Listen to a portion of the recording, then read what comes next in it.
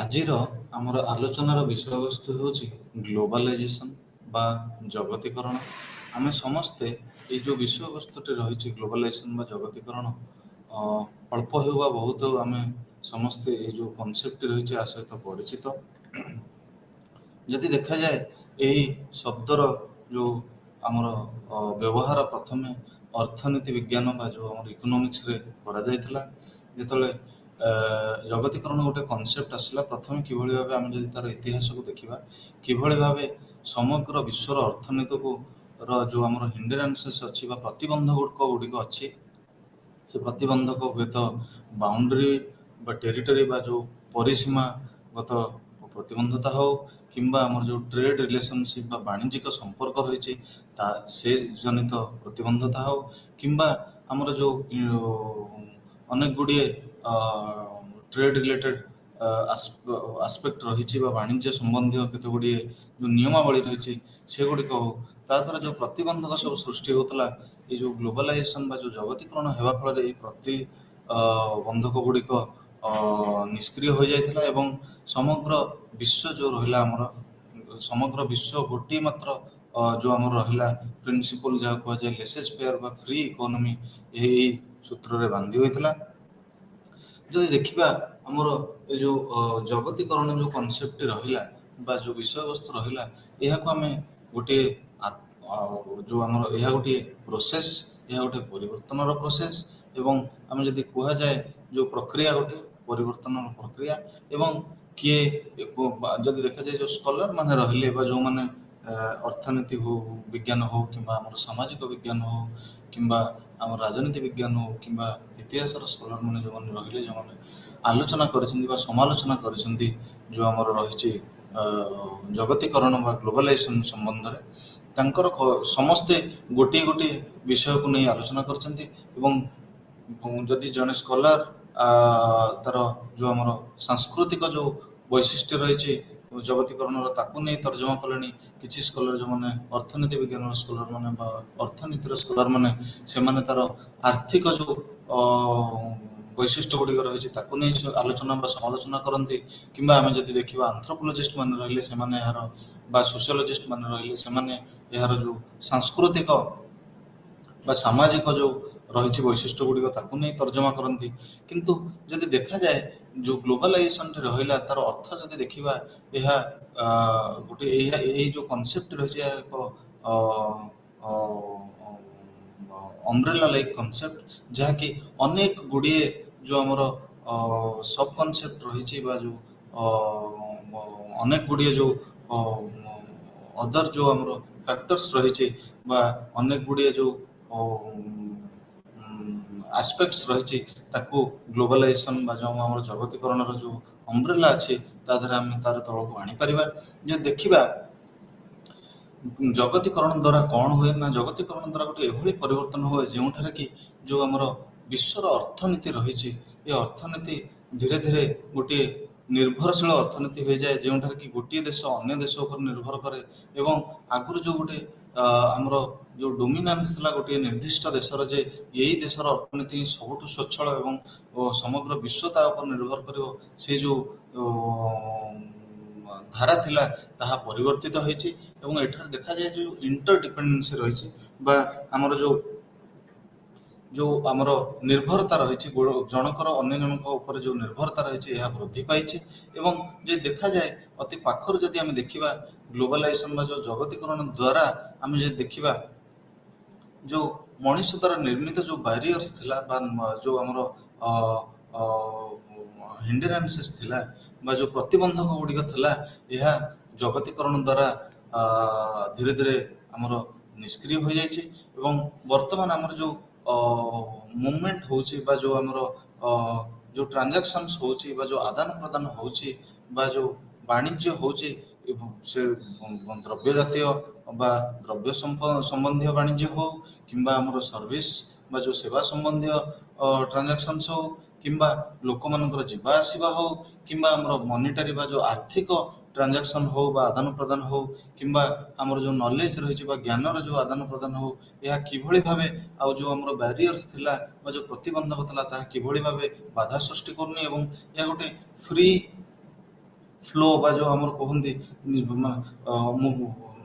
ବିନା କୌଣସି ପ୍ରତିବନ୍ଧକରେ କିଭଳି ଭାବେ ଏହା ଟ୍ରାନ୍ସମିଶନ ହେଉଛି, ଏହି ବିଷୟରେ ଆମେ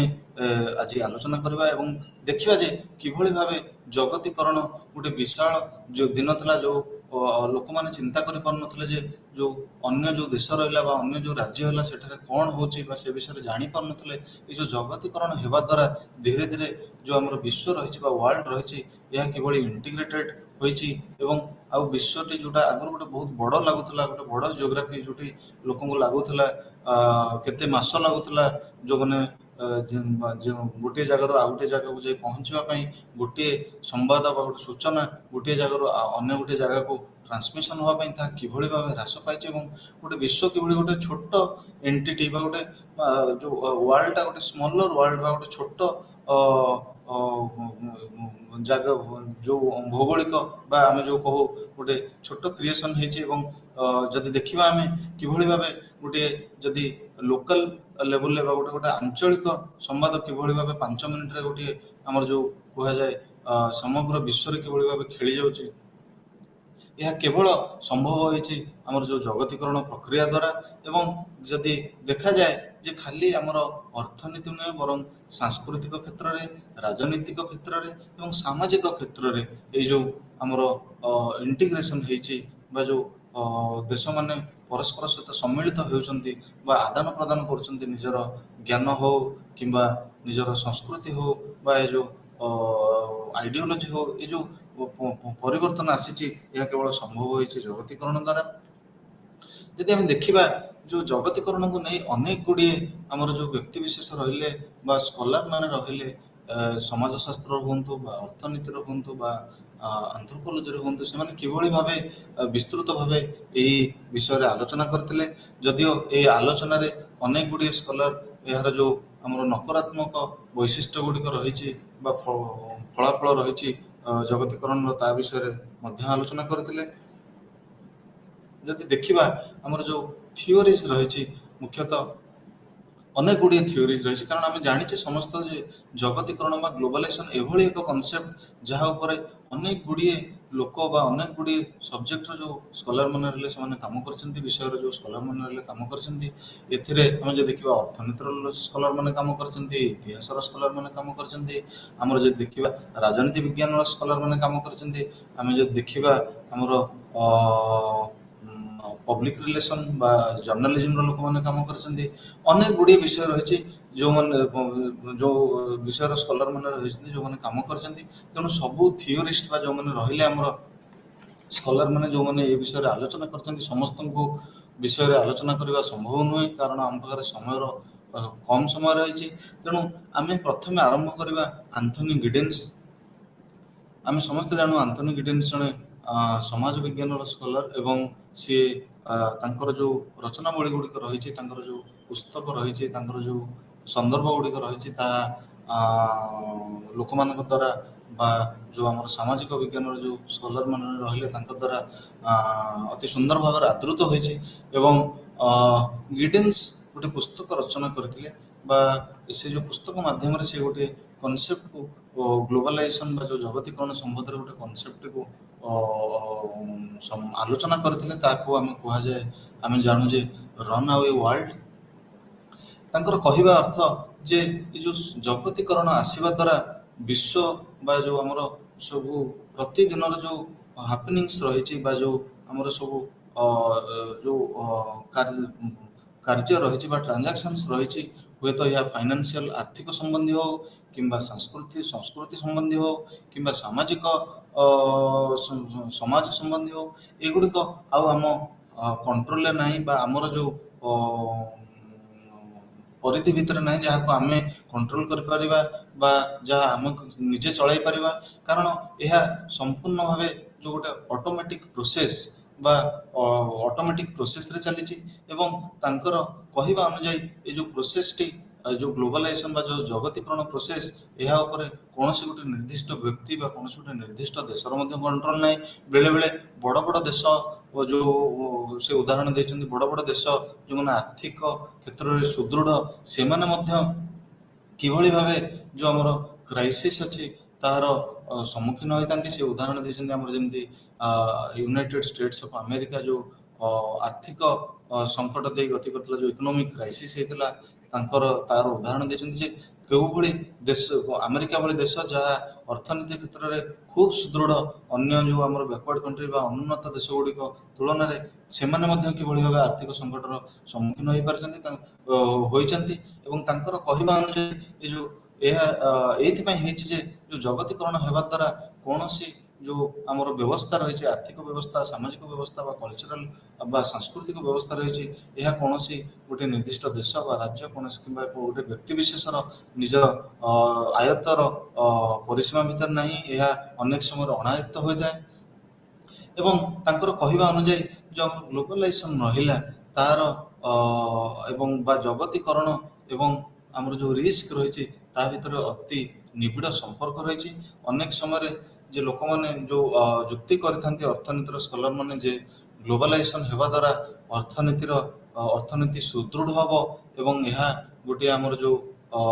ଜାତୀୟ ଅର୍ଥନୀତି ବା ନ୍ୟାସନାଲ ଇକୋନୋମି ରହିଛି ଏହାକୁ ଅଧିକ ମଜବୁତ କରିବ, ଫାଉଣ୍ଡେସନକୁ ଅଧିକ ମଜବୁତ କରିବ, ଏହା ସବୁବେଳେ ସମ୍ଭବ ହୋଇନଥାଏ। କାରଣ ଯେଉଁ ଜଗତୀକରଣ ପ୍ରୋସେସ୍ ରହିଛି ବା ଯେଉଁ ଆମର ଜଗତୀକରଣର ଯେଉଁ ପ୍ରୋସେସ୍ ରହିଛି ଏହା ସହିତ ସବୁବେଳେ ଯଦି ଦେଖିବା ଆମେ ରିସ୍କ ଜଡ଼ିତ ରହିଛି। ଏବଂ ତାଙ୍କର କହିବା ଅନୁଯାୟୀ ସେ ରିସ୍କଟି ସବୁବେଳେ ଫାଇନାନ୍ସିଆଲ ରିସ୍କ ହୋଇନଥାଏ। ଅନେକ ସମୟରେ ଏଇ ଯେଉଁ ଜଗତୀକରଣର ଯେଉଁ ପ୍ରକ୍ରିୟା ରହିଛି ଏହା ଗୋଟିଏ ସଙ୍କଟକୁ ଜନ୍ମ ଦେଇଥାଏ। ଏବଂ ଯଦି ଦେଖିବା ସେ ଯେଉଁ ଯୁକ୍ତରାଷ୍ଟ୍ର ଆମେରିକାର ଉଦାହରଣ, ଯେଉଁ ଫାଇନାନ୍ସିଆଲ କ୍ରାଇସିସ୍ ହଉ ବା ଯେଉଁ ଆର୍ଥିକ ସଙ୍କଟ ହଉ, କିମ୍ବା ଯେଉଁ ଆମର ଇରାନ ଭଳି ଦେଶ ଯେଉଁ ଯୁଦ୍ଧ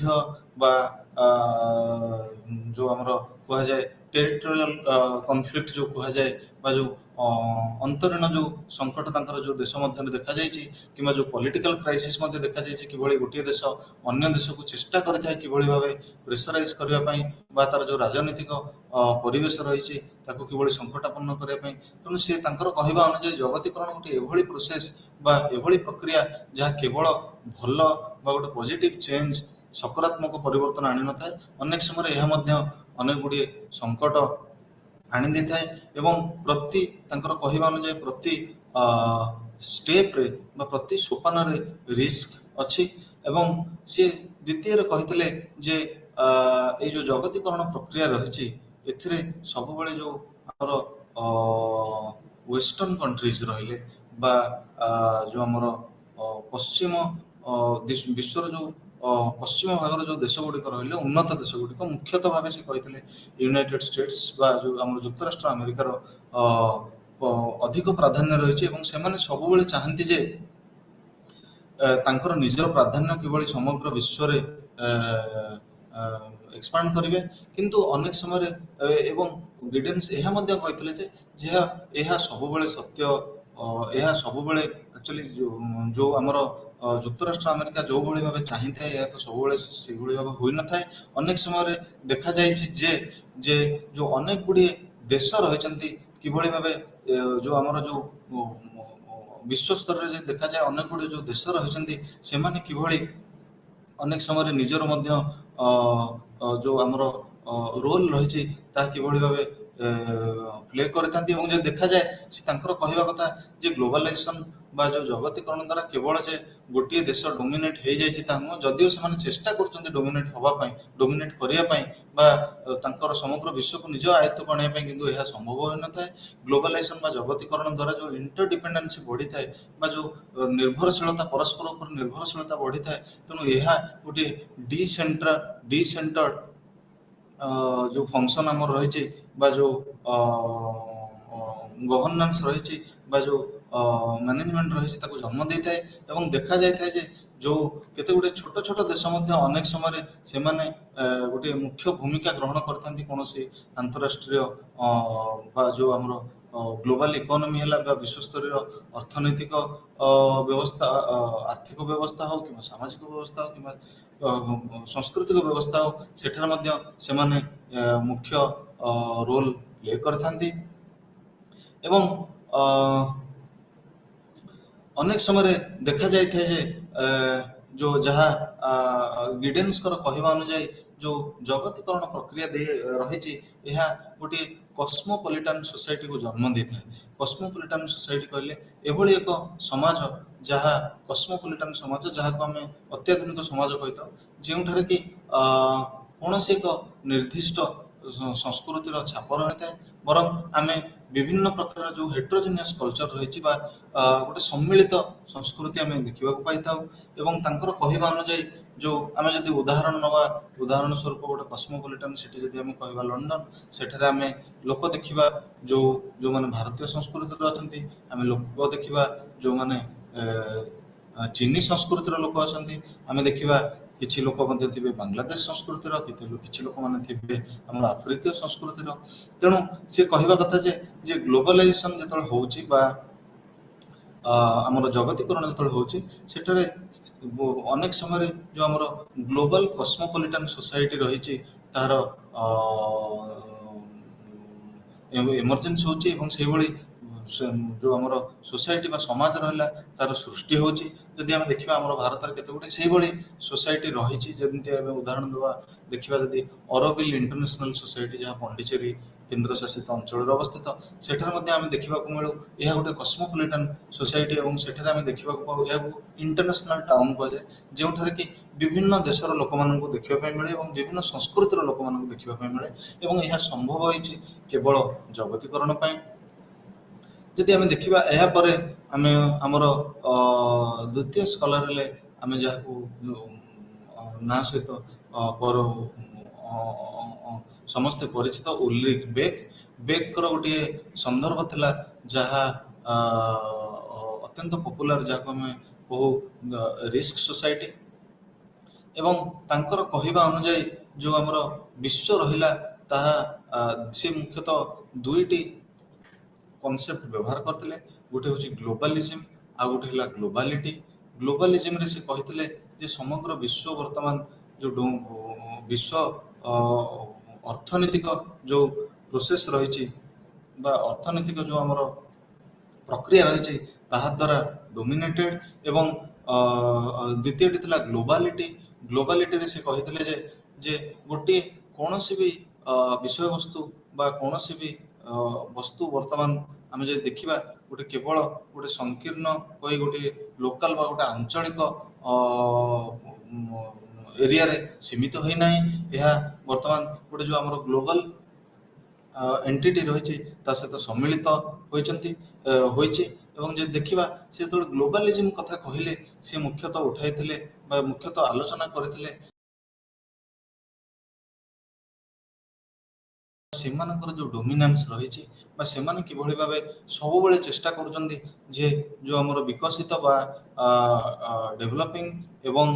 ବିକାଶମୁଖୀ ଦେଶ ଗୁଡ଼ିକ ରହିଲେ ଏବଂ ଯେଉଁ ଅନୁନ୍ନତ ଅଣ୍ଡର ଡେଭଲପଡ୍ କଣ୍ଟ୍ରିଜ୍ ରହିଲେ ବା ଦେଶ ଗୁଡ଼ିକ ରହିଲେ, କିଭଳି ଭାବେ ସେମାନଙ୍କୁ ନିଜ ଆୟତ୍ତକୁ ଆଣିବା ପାଇଁ ଏବଂ ସେମାନଙ୍କ ନିଜର ପରିସୀମା ଭିତରକୁ ଆଣିବା ପାଇଁ। ଏବଂ ଯେଉଁ ଆମର ସେ ଯେତେବେଳେ କହିଲେ ଯେଉଁ ଗ୍ଲୋବାଲିଜିମ୍ କନସେପ୍ଟର ବ୍ୟବହାର କରିଥିଲେ, ସେ କହିଥିଲେ ଯେଉଁ ନିଓ ଲିବରାଲ ଆଇଡିଓଲୋଜି ଯେଉଁ କୁହାଯାଏ, ଆମର ଯେଉଁ ଅତି ଲିବରାଲିଜିମ୍ ପରେ ଯେଉଁ ନିଓ ଲିବରାଲିଜିମ୍ ଆସିଲା, ଯାହାକୁ ଆମେ କୁହାଯାଏ ଯେ ଯେଉଁ ଆମର ଗ୍ଲୋବାଲାଇଜେସନ୍ ବା ଜଗତୀକରଣର ଗୋଟେ ଚରମ ସୋପାନ, ଯେଉଁଠାରେ କି ଆମର ପ୍ରାଇଭେଟାଇଜେସନ୍ ବା ଘରୋଇକରଣ ଏବଂ ଘରୋଇକରଣ ଯେତେ ଗୁଡ଼ିଏ ସଂସ୍ଥା ରହିଛି, ସବୁଗୁଡ଼ିକ ତାହା ଆର୍ଥିକ ସଂସ୍ଥା ଆମର ପ୍ରକ୍ରିୟା ହେଉ କିମ୍ବା ସାଂସ୍କୃତିକ ପ୍ରକ୍ରିୟା ହେଉ କିମ୍ବା ଯେଉଁ ଆମର ସାମାଜିକ ପ୍ରକ୍ରିୟା ରହିଛି, ସବୁ କିଭଳି ଭାବେ ଗୋଟେ ଘରୋଇକରଣ ବା ପ୍ରାଇଭେଟାଇଜେସନ୍ ବା ପ୍ରାଇଭେଟ୍ କ୍ୟାପିଟାଲିଷ୍ଟ ଯେଉଁ ଆମର ରହିଲେ ବା ଘରୋଇ ଯେଉଁ ଆମର ପୁଞ୍ଜିପତିମାନେ ରହିଲେ, ସେଇମାନଙ୍କ ଦ୍ୱାରା କିଭଳି ଭାବେ ଡୋମିନେଟ୍ କରାଯାଇଥାଏ। ଏବଂ ତାଙ୍କର କହିବା ଅନୁଯାୟୀ ଯେଉଁ ଆମର ଗ୍ଲୋବାଲିଟି କନସେପ୍ଟ ରହିଲା, ଦ୍ୱିତୀୟ କନସେପ୍ଟଟି ସେ ଆଲୋଚନା କରିଥିଲେ। ସେ ଗ୍ଲୋବାଲିଟି କନସେପ୍ଟରେ ସେ ତାଙ୍କର କହିବା ଅନୁଯାୟୀ ଯେ କୌଣସି ବି ବିଷୟବସ୍ତୁ ଏହା କେବଳ ବର୍ତ୍ତମାନ ସୀମିତ ହୋଇନାହିଁ କୌଣସି ଆଞ୍ଚଳିକ ଲେଭେଲରେ, ଏବଂ ଗୋଟେ ଛୋଟ ଇନସିଡେଣ୍ଟ ବା ଛୋଟ ଯେଉଁ ଆମର ଘଟଣା କିଭଳି ଭାବେ ସମଗ୍ର ବିଶ୍ୱକୁ କ୍ଷଣିକରେ ହିଁ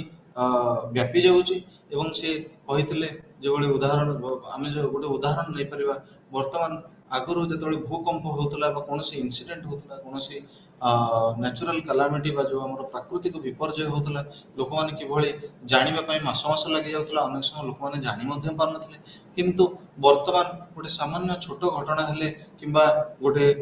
ଯେକୌଣସି ପ୍ରାକୃତିକ ବିପର୍ଯ୍ୟୟ ହେଲେ କିମ୍ବା କୌଣସି ଗୋଟେ ଏଭଳି ଘଟଣା, ଗୋଟେ ଛୋଟ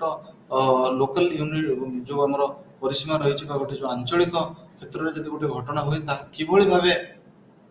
ସମଗ୍ର ବିଶ୍ୱକୁ କ୍ଷଣିକ ସମୟ ମଧ୍ୟରେ ବ୍ୟାପି ଯାଇଥାଏ। ଏବଂ ଅନେକ ସମୟରେ ଦେଖାଯାଇଥାଏ ଯେ ଏଇ ଛୋଟ ଛୋଟ ଘଟଣାକୁ ନେଇକରି ମଧ୍ୟ କିଭଳି ବିଶ୍ୱ ଆମର ଗ୍ଲୋବାଲ ଲେଭେଲରେ ବା ଯେଉଁ ଆନ୍ତର୍ଜାତିକ କ୍ଷେତ୍ରରେ କିଭଳି ଅନ୍ୟ ଦେଶମାନେ ମଧ୍ୟ ନିଜର ପ୍ରତିକ୍ରିୟା ରଖିଥାନ୍ତି। ଆମେ ଅନେକ ସମୟରେ ଦେଖୁ ନ୍ୟୁଜ୍ ଚ୍ୟାନେଲରେ ଯେତେବେଳେ ଗୋଟିଏ କିଭଳି ଗୋଟେ ଜେଣ୍ଡର ବେସ୍ ଭାଉଲେନ୍ସ ହଉ କିମ୍ବା ଆମର ଗୋଟେ ଇନିକ୍ୱାଲିଟି ବା ଯେଉଁ ଅସମାନତାକୁ ନେଇକି କୌଣସି ଯଦି ମୁଭମେଣ୍ଟ ହେଲା ବା ଆନ୍ଦୋଳନ ହେଲା, କିମ୍ବା ଆମେ ଯେଭଳି ଦେଖିଲେ ଯେଉଁ କୃଷି ଆନ୍ଦୋଳନ ହେଇଥିଲା ଆମର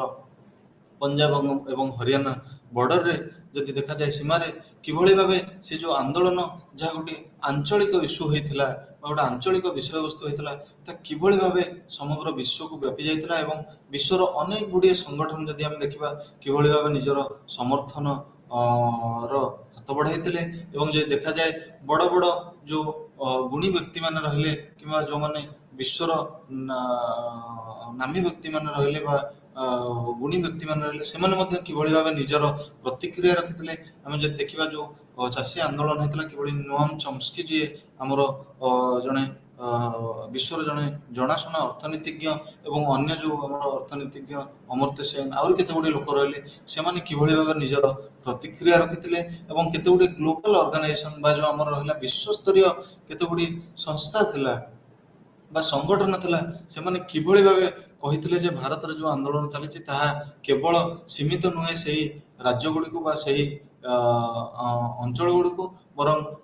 ଏଇ ଯେଉଁ ଆନ୍ଦୋଳନ ଚାଲିଛି ତାକୁ ଆମର ସମର୍ଥନ ଅଛି ଏବଂ ସମଗ୍ର ବିଶ୍ୱ ଏହାକୁ ସମର୍ଥନ କରୁଛି। ଏବଂ ଯଦି ଦେଖିବା କେବଳ ସେତିକି ସେମାନେ କରିନଥିଲେ, ବରଂ ସେମାନେ ଗ୍ଲୋବାଲ ଲେଭେଲରେ ଯଦି ଦେଖାଯାଏ କେତେ ଗୁଡ଼ିଏ ବିଶ୍ୱବିଦ୍ୟାଳୟ ଥିଲା କିମ୍ବା କେତେ ଗୁଡ଼ିଏ ପବ୍ଲିକ ଫୋରମ ଥିଲା, ଯେଉଁଠାରେ ମଧ୍ୟ ସେମାନେ ଏ ବିଷୟରେ ଆଲୋଚନା କରିଥିଲେ, ତର୍ଜମା କରିଥିଲେ ଏବଂ କେତେ ଗୁଡ଼ିଏ ସନ୍ଦର୍ଭ ମଧ୍ୟ ପ୍ରକାଶିତ ହୋଇଥିଲା। ଆମେ ଯଦି ଦେଖିବା ଗୋଟେ ଜର୍ନାଲ ଅଛି, ଜର୍ନାଲ ଅଫ ପେଜେଣ୍ଟ ଷ୍ଟଡିଜ, ଯାହା ବିଶ୍ୱର ଗୋଟିଏ ଯାହା କୁହାଯାଏ ବଡ଼ ଜର୍ନାଲ। ଏବଂ ଏଥିରେ ବହୁତ ବଡ଼ ବଡ଼ ଲୋକମାନେ ବା ସ୍କଲାର ମାନେ ନିଜର ସନ୍ଦର୍ଭ ପ୍ରକାଶ କରିଛନ୍ତି। ସେହି ଜର୍ନାଲ ଅନେକ 2-3 ଆମର ଯେଉଁ କେତେ ଗୁଡ଼ିଏ ୟୁନିଭର୍ସିଟି ସହିତ ମିଶି ଗୋଟିଏ ଆଲୋଚନା ଚକ୍ର ଅର୍ଗାନାଇଜ କରିଥିଲେ ଏବଂ ସେଥିରେ ବିଶ୍ୱର ଅନେକ ଗୁଡ଼ିଏ ସ୍କଲାର ବା ଯେଉଁ ଆମର ପ୍ରଫେସର୍ସ ମାନେ ରହିଲେ ବା ଯେଉଁମାନେ ଗବେଷକ ମାନେ ରହିଲେ, ଯେଉଁମାନେ କୃଷି ସମ୍ବନ୍ଧୀୟ ଗବେଷଣାରେ ନିୟୋଜିତ, ସେମାନେ କିଭଳି ଭାବେ ପାର୍ଟିସିପେଟ୍ କରିଥିଲେ ଏବଂ ସେମାନେ ତାଙ୍କର ମନ୍ତବ୍ୟ ରଖିଥିଲେ ଏବଂ ସେମାନେ କିଭଳି ଭାବେ ସମାଲୋଚନା କରିଥିଲେ ଯେ ଏଇ ଯେଉଁ ପଲିସି ଅଣାଯିବା ଦ୍ୱାରା ଯେ କୃଷି ସମ୍ପ୍ରଦାୟ କିଭଳି ସଙ୍କଟର ବା ଅସୁବିଧାର ସମ୍ମୁଖୀନ ହେବ। କିନ୍ତୁ କହିବାର କାରଣ ତାତ୍ପର୍ଯ୍ୟ ହେଉଛି ଯେ ଏଇ ଯେଉଁ ଛୋଟିଆ ଇସ୍ୟୁ ଗୋଟେ ଥିଲା ବା ଯେଉଁ ଇସ୍ୟୁଟି କେବଳ ଗୋଟିଏ ବା ଦୁଇଟି ରାଜ୍ୟକୁ ନେଇ ଆରମ୍ଭ ହୋଇଥିଲା ଏବଂ ଏହା କେବଳ ଗୋଟିଏ ଦୁଇଟି ରାଜ୍ୟର ପରିସୀମା ବା ବାଉଣ୍ଡରୀ ବା ଟେରିଟୋରିକୁ ମଧ୍ୟରେ ସୀମିତ ଥିଲା, ତା କିଭଳି ଭାବେ କ୍ଷଣିକ ମଧ୍ୟରେ କିଭଳି ଭାବେ ସମଗ୍ର ବିଶ୍ୱକୁ ବ୍ୟାପି ଯାଇଥିଲା ଏବଂ ସମଗ୍ର ବିଶ୍ୱର ଯେଉଁମାନେ ସ୍କଲାର ମାନେ ଥିଲେ ବା ଲୋକମାନେ ଥିଲେ, ସେମାନେ କିଭଳି ଭାବେ ନିଜର ପ୍ରତିକ୍ରିୟା ରଖିଥିଲେ। ଏବଂ ଏହାପରେ ଆମେ ଆଲୋଚନା କରିବା Samuel P Huntington. Samuel P ହଣ୍ଟିଂଟନଙ୍କର ଯେଉଁ ସନ୍ଦର୍ଭଟି ଥିଲା the clash of civilizations and the remaking of world order, ଏହା ଏକ ଲୋକପ୍ରିୟ ସନ୍ଦର୍ଭ ଏବଂ ଆଜି ମଧ୍ୟ ଏହାର ଯେଉଁ ଆମର ସିଗ୍ନିଫିକାନ୍ସ ରହିଛି ବା ଯେଉଁ ଇମ୍ପୋର୍ଟାନ୍ସ ରହିଛି, ଏହା ସୂଚାଇ ଦିଏ ଯେ ହଣ୍ଟିଂଟନଙ୍କର ଯେଉଁ ଆମର ରହିଥିଲା ଯୋଗଦାନ ରହିଛି ବା ତାଙ୍କର ଯେଉଁ କଣ୍ଟ୍ରିବ୍ୟୁସନ୍ ରହିଛି ଯେଉଁ ଷ୍ଟଡିଜ୍ ଗ୍ଲୋବାଲାଇଜେସନ୍ ଷ୍ଟଡିଜ୍କୁ, ତାହା ଅତ୍ୟନ୍ତ ମହତ୍ତ୍ୱପୂର୍ଣ୍ଣ। ଏବଂ ତାଙ୍କର କହିବା ଅନୁଯାୟୀ ସିଏ ଯେଉଁ ସମଗ୍ର ବିଶ୍ୱକୁ କେତେ ଗୁଡ଼ିଏ ସିଭିଲାଇଜେସନରେ ବିଭକ୍ତ କରିଥିଲେ। ପ୍ରଥମଟି ଥିଲା ସିନିକ୍ ସିଭିଲାଇଜେସନ୍, ତାପରେ ଆମର ଅର୍ଥୋଡକ୍ସ ସିଭିଲାଇଜେସନ୍, ଯାହାର ଉଦାହରଣ ସେ ଦେଇଥିଲେ ରଷିଆ, ସିନିକ୍ ସିଭିଲାଇଜେସନର ଉଦାହରଣ ଦେଇଥିଲେ ଚାଇନା ଏବଂ ଏହାପରେ ହିନ୍ଦୁ ସିଭିଲାଇଜେସନ୍, ଆମର ଇସଲାମିକ ସିଭିଲାଇଜେସନ, ଦେନ୍ ଆମର ରହିଲା ଆମର ପଶ୍ଚିମ ଯେଉଁ ୟୁରୋପର କେତେ ଗୁଡ଼ିଏ ଯେଉଁ ସିଭିଲାଇଜେସନ ରହିଲା ତା ବିଷୟରେ କହିଥିଲେ। ଏବଂ ଏହାପରେ ସେ କହିଥିଲେ ନର୍ଥ ବା ଆମର ଉତ୍ତର ଆମେରିକାର ସିଭିଲାଇଜେସନ ସମ୍ବନ୍ଧରେ। ଏବଂ ସେ କହିଥିଲେ ଯେ ଯେଉଁ ଆମର ସିଭିଲାଇଜେସନ ଗୁଡ଼ିକ ରହିଲା ସେମାନେ ମୁଖ୍ୟତଃ ସବୁଠୁ ପୁରୁଣା ଯେଉଁ ଆମର କୁହାଯାଏ ଯେଉଁ ମାନବ ଯେଉଁ ଆସୋସିଏସନ ରହିଲା ବା ହ୍ୟୁମାନ୍ ଆସୋସିଏସନ ରହିଲା ସେଟା ସବୁ ସିଭିଲାଇଜେସନ ହେଲା ସବୁଠୁ ପୁରୁଣା। ଏବଂ ଯଦି ଦେଖାଯାଏ ଏଇଥିରୁ ହିଁ ଯେଉଁ ଆମର ସାଂସ୍କୃତିକ ପରିଚୟ ଗୋଟିଏ ସିଭିଲାଇଜେସନ ହିଁ ସୃଷ୍ଟି ହୋଇଥାଏ। ଏବଂ ଯଦି ଦେଖାଯାଏ ଏ ଯେଉଁ ସିଭିଲାଇଜେସନ ରହିଛି ଏହା କେବଳ ଗୋଟିଏ ରାଜ୍ୟ ବା ଗୋଟେ ଷ୍ଟେଟକୁ ନେଇ ସୀମିତ ନୁହେଁ, ଏହା ସବୁବେଳେ ଅନେକ ସମୟରେ ଗୋଟିଏ ଷ୍ଟେଟରୁ ଅଧିକ ହୋଇଥାଏ ଏବଂ ଏହା ଗୋଟିଏ ଟୋଟାଲିଟିକୁ ନେଇ ଗଠିତ ହୋଇଥାଏ। ଏବଂ ଯଦି ଦେଖାଯାଏ ସବୁଠୁ ମୁଖ୍ୟ ଯାହା ଉପରେ ସେ ବିସ୍ତୃତ ଭାବେ ଆଲୋଚନା କରିଥିଲେ, ସେ କହିଥିଲେ ଯେ ସିଭିଲାଇଜେସନ ଗୁଡ଼ିକ ସେମାନେ ଯେଉଁ ଧର୍ମ ରହିଛି ଧର୍ମ ସହିତ ସମ୍ପୂର୍ଣ୍ଣ ଭାବେ ଜଡ଼ିତ ବା କନେକ୍ଟେଡ। ଏବଂ ସେ କହିଥିଲେ ଯେ ଗୋଟେ ସମୟ ଆସିବ ଯେ ସିଭିଲାଇଜେସନାଲ କ୍ରାଇସିସ୍ ଉପରେ ମୁଖ୍ୟତଃ ଭାବରେ କହିଥିଲେ, ବା ଯେଉଁ ସିଭିଲାଇଜେସନ ଅଛି ସେଗୁଡ଼ିକ ବିଶ୍ୱର ବିଭିନ୍ନ ସିଭିଲାଇଜେସନ ଯେଉଁ ଆମେ କହିଲେ, ସେ ପ୍ରଥମେ ସିନିକ କହିଥିଲେ, ତାପରେ ଇସଲାମିକ କହିଥିଲେ, ହିନ୍ଦୁ ସିଭିଲାଇଜେସନ କଥା କହିଲେ। ସେ ଯେଉଁ ସିଭିଲାଇଜେସନ ଗୁଡ଼ିକ କହିଥିଲେ, ସେ କହିଥିଲେ କିଭଳି ଭାବେ ଗୋଟେ ସମୟ ଆସିବ ଏଇ ଯେଉଁ ସିଭିଲାଇଜେସନ ଗୁଡ଼ିକ ମଧ୍ୟରେ ଗୋଟେ କନ୍ଦଳ ସୃଷ୍ଟି ହେବ, ଅନ୍ତର୍କନ୍ଦଳ ବା କନଫ୍ଲିକ୍ଟ ବା କ୍ଲାସ୍ ସୃଷ୍ଟି ହେବ। ଏବଂ ଏଇ ଯେଉଁ କ୍ଲାସ୍ ସୃଷ୍ଟି ହେବ ଏହା ଜନ୍ମ ଦେବ ବା ଯେଉଁ କେତେ ଗୁଡ଼ିଏ ସିଭିଲାଇଜେସନ ରହିଛି ଯାହା ପ୍ରଥମରୁ ନିଜର ପ୍ରାଧାନ୍ୟ ଜଣେଇ ଆସିଥିଲେ ସେମାନଙ୍କର ବା ପ୍ରୁଭ୍ କରି ଆସିଥିଲେ ସେମାନେ ତାଙ୍କର ପ୍ରାଧାନ୍ୟ ହରାଇବେ। ଏବଂ କେତେ ଗୁଡ଼ିଏ ନୂଆ ଯେଉଁ ସିଭିଲାଇଜେସନ ରହିଲା ସେମାନେ କିଭଳି ଭାବେ ନିଜର ସମୟାନୁକ୍ରମେ ପ୍ରାଧାନ୍ୟ ବଢ଼ାଇବେ। ତେଣୁ ସେ ଯେତେବେଳେ ଦେଖିଥିଲେ ସେ ଗୋଟିଏ କଥା କହିଥିଲେ ଯେ ଯେତେବେଳେ 1990 ମସିହାରେ ଗୋଟିଏ ଯେଉଁ ଆମର କ୍ଲାସ୍ ଅଫ୍ ଯେଉଁ ଯେତେବେଳେ ଲିବରାଲାଇଜେସନ ଆସିଲା ବା ଆମର ଯେଉଁ ଜଗତୀକରଣ ଯେତେବେଳେ ଆମର ଯେଉଁ ଅନୁନ୍ନତ ଦେଶମାନଙ୍କରେ ଆରମ୍ଭ ହେଲା, ସେତେବେଳଠୁ ହିଁ ଗୋଟିଏ ଆମର ଯେଉଁ ଆଇଡ଼ିଆସ୍ ରହିଲା ବା ଯେଉଁ ଆଇଡ଼ିଓଲୋଜି ରହିଲା ତା ଭିତରେ କିଭଳି ଭାବେ ଗୋଟିଏ ଯେଉଁ ଆମର କନଫ୍ଲିକ୍ଟ ବା କନ୍ଦଳ ର ପ୍ରଥମ ସୋପାନ ବା ଯେଉଁ ଫାଉଣ୍ଡେସନ ଆମର ରହିଛି ମୂଳଦୁଆ ପଡ଼ିଯାଇଥିଲା। ଏବଂ ଏହାପରେ କିଭଳି ଭାବେ ଏଇ ଯେଉଁ କନ୍ଦଳ ସୃଷ୍ଟି ହୋଇଛି ଏହା କିଭଳି ଭାବେ ଦିନେ ନା ଦିନେ ତାର ଯେଉଁ ଆମର ହେଲା ଚରମ ସୋପାନରେ କିଭଳି ଭାବେ ପହଞ୍ଚିବ ଏବଂ ତାକୁ ସେ ପ୍ରମାଣିତ କରିବାକୁ ଯାଇ ସେ ଉଦାହରଣ ଦେଇଥିଲେ। ସେ କହିଥିଲେ ଯେ ଯେଉଁ ୱେଷ୍ଟ ରହିଲା ବା ମୁଖ୍ୟତଃ ଭାବେ ଯେଉଁ ୟୁନାଇଟେଡ୍ ଷ୍ଟେଟ୍ସ ଅଫ୍ ଆମେରିକା ରହିଲା, ଦିନ ଆସିବ ଏହାର ପତନ ହେବ। ଏବଂ ଯଦିଓ ଏ ପତନ ଓଭର ଦ ନାଇଟ୍ ବା ସେ କହିଥିଲେ ତୁରନ୍ତ ହେବ ନାହିଁ ବା ଜଲ୍ଦି ହେବ ନାହିଁ, କିନ୍ତୁ ଧୀରେ ଧୀରେ ବା ଗୋଟେ ସ୍ଲୋ ପ୍ରୋସେସରେ ଆମେରିକୀୟ ସଂସ୍କୃତି ବା ଆମେରିକୀୟ ସମାଜର ପତନ ହେବ ଏବଂ ସେମାନଙ୍କର ଯେଉଁ ଡୋମିନାନ୍ସ ରହିଛି ବା ଯେଉଁ ପ୍ରାଧାନ୍ୟ ରହିଛି ତାହା ଦିନକୁ ଦିନ କମି କମିଯିବ। ଏବଂ ସେ କହିଥିଲେ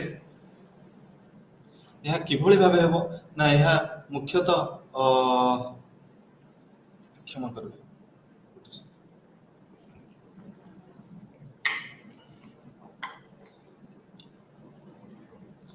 ये जो प्रोसेस हम बा जो परिवर्तन हम यह द्वारा दुईटी जिनस हम गोटे हे जो आमर एशियन सोसाइटी रहा बा जो एशिया महादेश रहा एशियार जो समाज गुड़िक रहा ये एशियार समाज गुड़िक उत्थान हेब। ये जो उत्थान हेब यह जो आमर वर्तमान आम देखिपर जे किभଳି भावे जो हंटिंगटन जो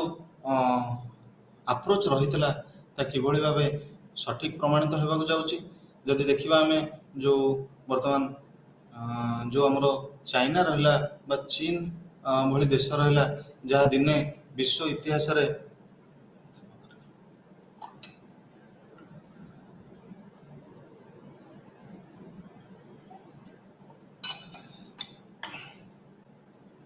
जो चीन भली देश रहा जहाँ विश्व इतिहास रे एक दिन था यह कौन से एक मुख्य जो कह जाए पोजिशन रे नथिला, किंतु गोटे एभली समय आछि जे समग्र विश्व वर्तमान चीन उपर अनेकांश निर्भर करुचे। जदि आम देखा जो आमर मैन्युफैक्चरिंग हो बा कौन सी द्रव्य बा जो ବସ୍ତୁର ଉତ୍ପାଦନ ହେଉ, ଅନେକ କ୍ଷେତ୍ରରେ ଚୀନ ଭଳି ଦେଶ, ଯୁକ୍ତରାଷ୍ଟ୍ର ଆମେରିକା କିମ୍ବା ଯେଉଁ ଆମର ବୃହତ୍ ଦେଶ ଗୁଡ଼ିକ ରହିଲା ଆମର ରଷିଆ, କିମ୍ବା ଆମର ଯେଉଁ ଉନ୍ନତ ଦେଶ ଇଂଲଣ୍ଡ, ଫ୍ରାନ୍ସ, ତାଙ୍କଠୁ ଅନେକ ଗୁଣରେ ବର୍ତ୍ତମାନ ଅର୍ଥନୀତିଜ୍ଞମାନଙ୍କର କହିବା ଅନୁଯାୟୀ ଚୀନ ଆଗୁଆ ରହିଛି। ଏବଂ ଯଦି ଦେଖାଯାଏ ଯେଉଁ ଦ୍ୱିତୀୟ କନସେପ୍ଟ ଆମର କହିଲା, ଇଭେନ୍ ଆମର ଯେଉଁ ସାମୁଏଲ ପି ହଣ୍ଟିଂଟନ ଯେତେବେଳେ ତର୍ଜମା କରିଥିଲେ ଏ ଯେଉଁ ଏସିଆ ଏସିଆନ୍ ଦେଶ ବା ଯେଉଁ ଏସିଆ ମହାଦେଶର ଯେଉଁ କେତେ ଗୁଡ଼ିଏ ଦେଶ ଗୁଡ଼ିକ ରହିଲେ, ସେମାନେ କିଭଳି ଭାବେ, ସେ ମଧ୍ୟ ଭାରତର ଉଦାହରଣ ଦେଇଥିଲେ ଏବଂ ସେ କହିଥିଲେ ଯେ ଏଇ ଦେଶ ଗୁଡ଼ିକ ଦିନେ ଦିନ ଉପରକୁ ଏଇଥିପାଇଁ ଉଠିବେ ଯେ ସେମାନଙ୍କର ଗୋଟେ କନଜ୍ୟୁମର ବେସ୍ ରହିଛି, ବା ଯେଉଁ ଉପଭୋକ୍ତା ଯେଉଁମାନେ ରହିଲେ, ଯେଉଁ ଉପଭୋକ୍ତା ଆମର ଯେଉଁ ଆଧୁନିକ ଅର୍ଥନୀତିର ମେରୁଦଣ୍ଡ ବୋଲି କୁହାଯାଏ, ସେମାନଙ୍କ ପାଖରେ ସେଇ ଯେଉଁ ଉପଭୋକ୍ତାଙ୍କର ସଂଖ୍ୟା ଅଧିକ ରହିଛି। ଏହାପରେ ସେ ଯେଉଁ ଦ୍ୱିତୀୟ କନସେପ୍ଟଟି କହିଥିଲେ ଆମର ରିସର୍ଜେନ୍ସ ଅଫ୍ ଇସଲାମ, ସେ କହିଥିଲେ, ସେ ପ୍ରଥମେ ଯେତେବେଳେ କହିଥିଲେ ତାଙ୍କର ଯେଉଁ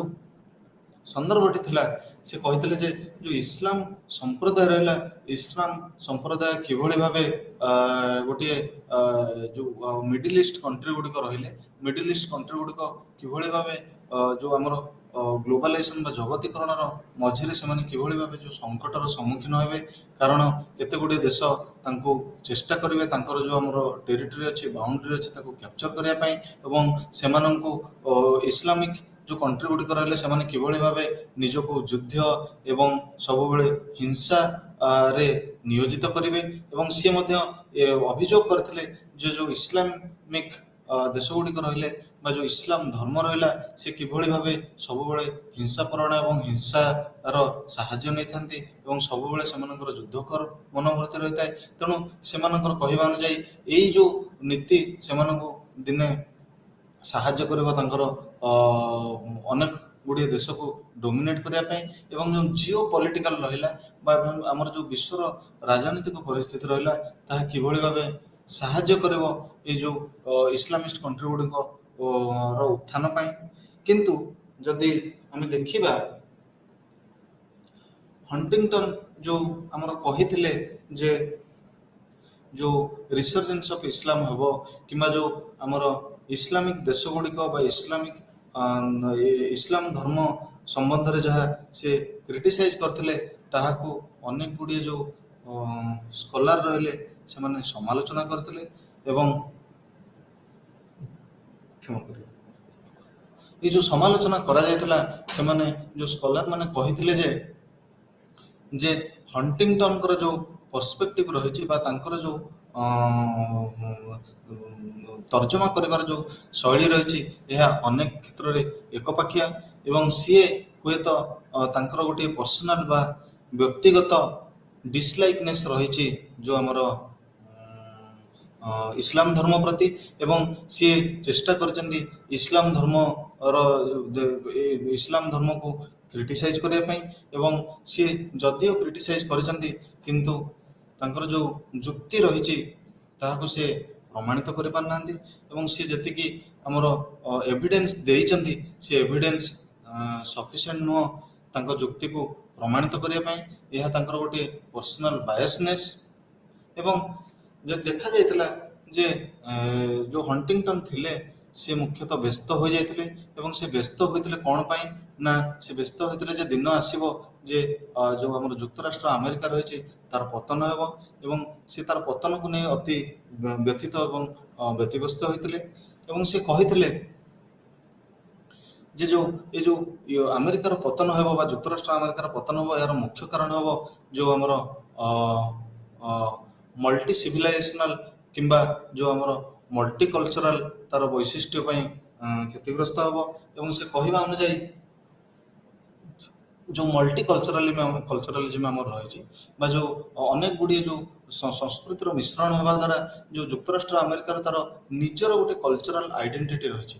ବା ଯେଉଁ ଆମର ସାଂସ୍କୃତିକ ପରିଚୟ ରହିଛି, ତାହା ଯୁକ୍ତରାଷ୍ଟ୍ର ଆମେରିକା ହରାଇବ। ଏବଂ ସେ ଉଦାହରଣ ଦେଇଥିଲେ ଯେ କିଭଳି ଭାବେ ଗୋଟେ ପଲିଟିକାଲ ପ୍ରୋସେସ୍ ଯେତେବେଳେ ହେବ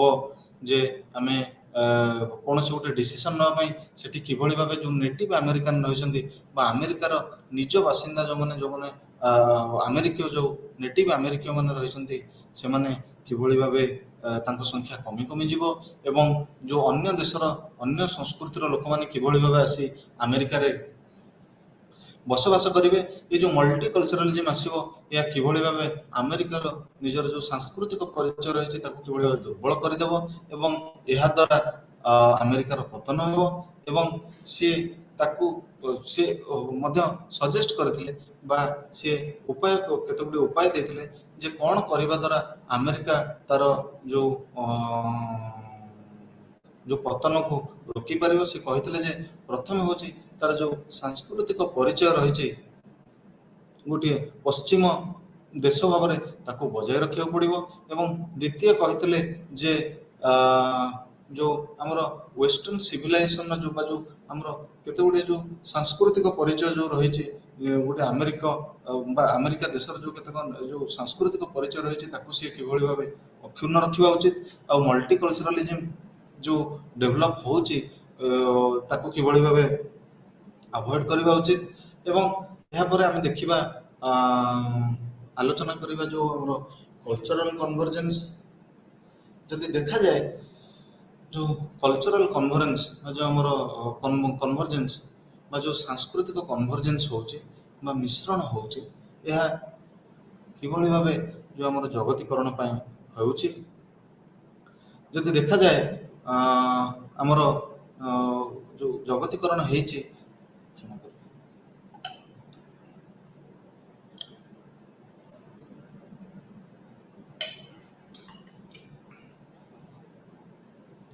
ଯେଉଁ ଜଗତୀକରଣ ହେଇଛି, ଜଗତୀକରଣ ହେବା ଦ୍ୱାରା ଆମର କେତେ ଗୁଡ଼ିଏ ଯେଉଁ ଆମର ପ୍ରୋସେସ୍ ରହିଛି ତାହା କିଭଳି ଭାବେ ବା ଯେଉଁ କେତେ ଗୁଡ଼ିଏ ଯେଉଁ ପରିବର୍ତ୍ତନର ଯେଉଁ ପ୍ରକ୍ରିୟା ରହିଛି ତାହା କିଭଳି ଭାବେ ହେଇଛି ଆମେ ବର୍ତ୍ତମାନ ଆଲୋଚନା କରିବା। ଗୋଟିଏ ପକ୍ଷରେ କିଛି ସ୍କଲାର ରହିଲେ ବା କିଛି ବ୍ୟକ୍ତି ରହିଲେ ଯେଉଁମାନେ କ୍ରିଟିସାଇଜ୍ କରିଛନ୍ତି ଏବଂ କହିଛନ୍ତି ଯେ ଯେଉଁ ଆମର ଜଗତୀକରଣ ଗୋଟେ କଲଚରାଲ ଇମ୍ପେରିଆଲିଜିମକୁ ଜନ୍ମ ଦେଉଛି। କଲଚରାଲ ଇମ୍ପେରିଆଲିଜିମ୍ ମାନେ ଅର୍ଥ ହେଉଛି ଯେ ଗୋଟେ ସାଂସ୍କୃତିକ ଯେଉଁ ଡୋମିନାଣ୍ଟ ବା ଡୋମିନାନ୍ସ ଯାହାକୁ କୁହାଯାଏ ତାକୁ କିଭଳି ଭାବେ ଜନ୍ମ ଦେଇଛି। ଉଦାହରଣ ସ୍ୱରୂପ ଆମେ ଇମ୍ପେରିଆଲିଜିମ୍ ଆମେ ପଢ଼ିଥିଲେ କିଭଳି ଭାବେ ବ୍ରିଟିଶ ଇମ୍ପେରିଆଲିଜିମ୍ ଆମର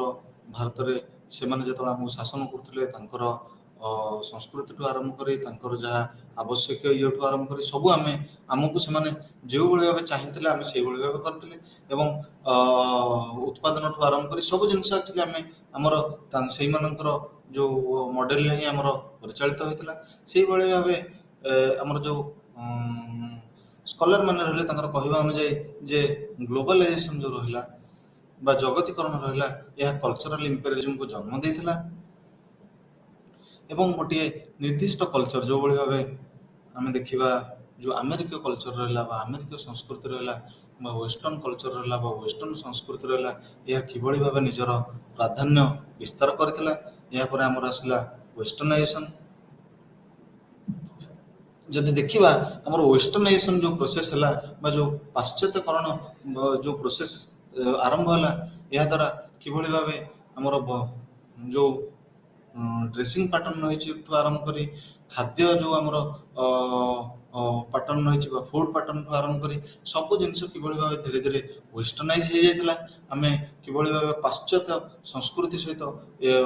ଜଡ଼ିତ ହୋଇଯାଇଥିଲେ ଏବଂ ଦିନ ଆସିଲା ଆମର ଡ୍ରେସ୍ ବ୍ରାଣ୍ଡଠୁ ଆରମ୍ଭ କରି ଆମର ମୋଟର ଯାନ ବ୍ରାଣ୍ଡଠୁ ଆରମ୍ଭ କରି ଆମର ମୋବାଇଲ ଫୋନ୍ ବ୍ରାଣ୍ଡ ଯାଏ ସବୁ ଆମେ କିଭଳି ଭାବେ ଯେଉଁ ପାଶ୍ଚାତ୍ୟ ଦେଶ ଗୁଡ଼ିକୁ ଫଲୋ କରିବା ଆରମ୍ଭ କଲେ। ଏହାପରେ ଆମେରିକାନାଇଜେସନ୍ ଆମେ ଅଲରେଡ଼ି ଏ ବିଷୟରେ ଆଲୋଚନା କରିସାରିଛେ। ଏହାପରେ ଆସିଲା ଆମର ମ୍ୟାକଡୋନାଲାଇଜେସନ୍। ଆମେ ସମସ୍ତେ ଜାଣୁ ଯେଉଁ ଆଧୁନିକ ସହର ଗୁଡ଼ିକ ରହିଛି ସେଠି କେତେ ଗୁଡ଼ିଏ ମ୍ୟାକଡୋନାଲ୍ଡ ଗୋଟିଏ ଯେଉଁ ଆମର ଫୁଡ୍ ଆଉଟଲେଟ୍, ଯେଉଁ ଗୋଟିଏ ଆମେରିକୀୟ କମ୍ପାନୀ ମ୍ୟାକଡୋନାଲ୍ଡ, ସେମାନେ କିଭଳି ଭାବେ ନିଜର ଯେଉଁ ଆମର ବ୍ୟବସାୟ ଆରମ୍ଭ କରିଥିଲେ। ଏ ବ୍ୟବସାୟରେ ସେମାନେ ମୁଖ୍ୟତଃ ଭାବେ ଯେଉଁ କୁହାଯାଏ ଯେଉଁ ବର୍ଗର ଏବଂ ସେହି ସମ୍ବନ୍ଧୀୟ ଯେଉଁ ଫାଷ୍ଟ ଫୁଡ୍ ଯେଉଁ କଲଚର ବା ସଂସ୍କୃତି ତାର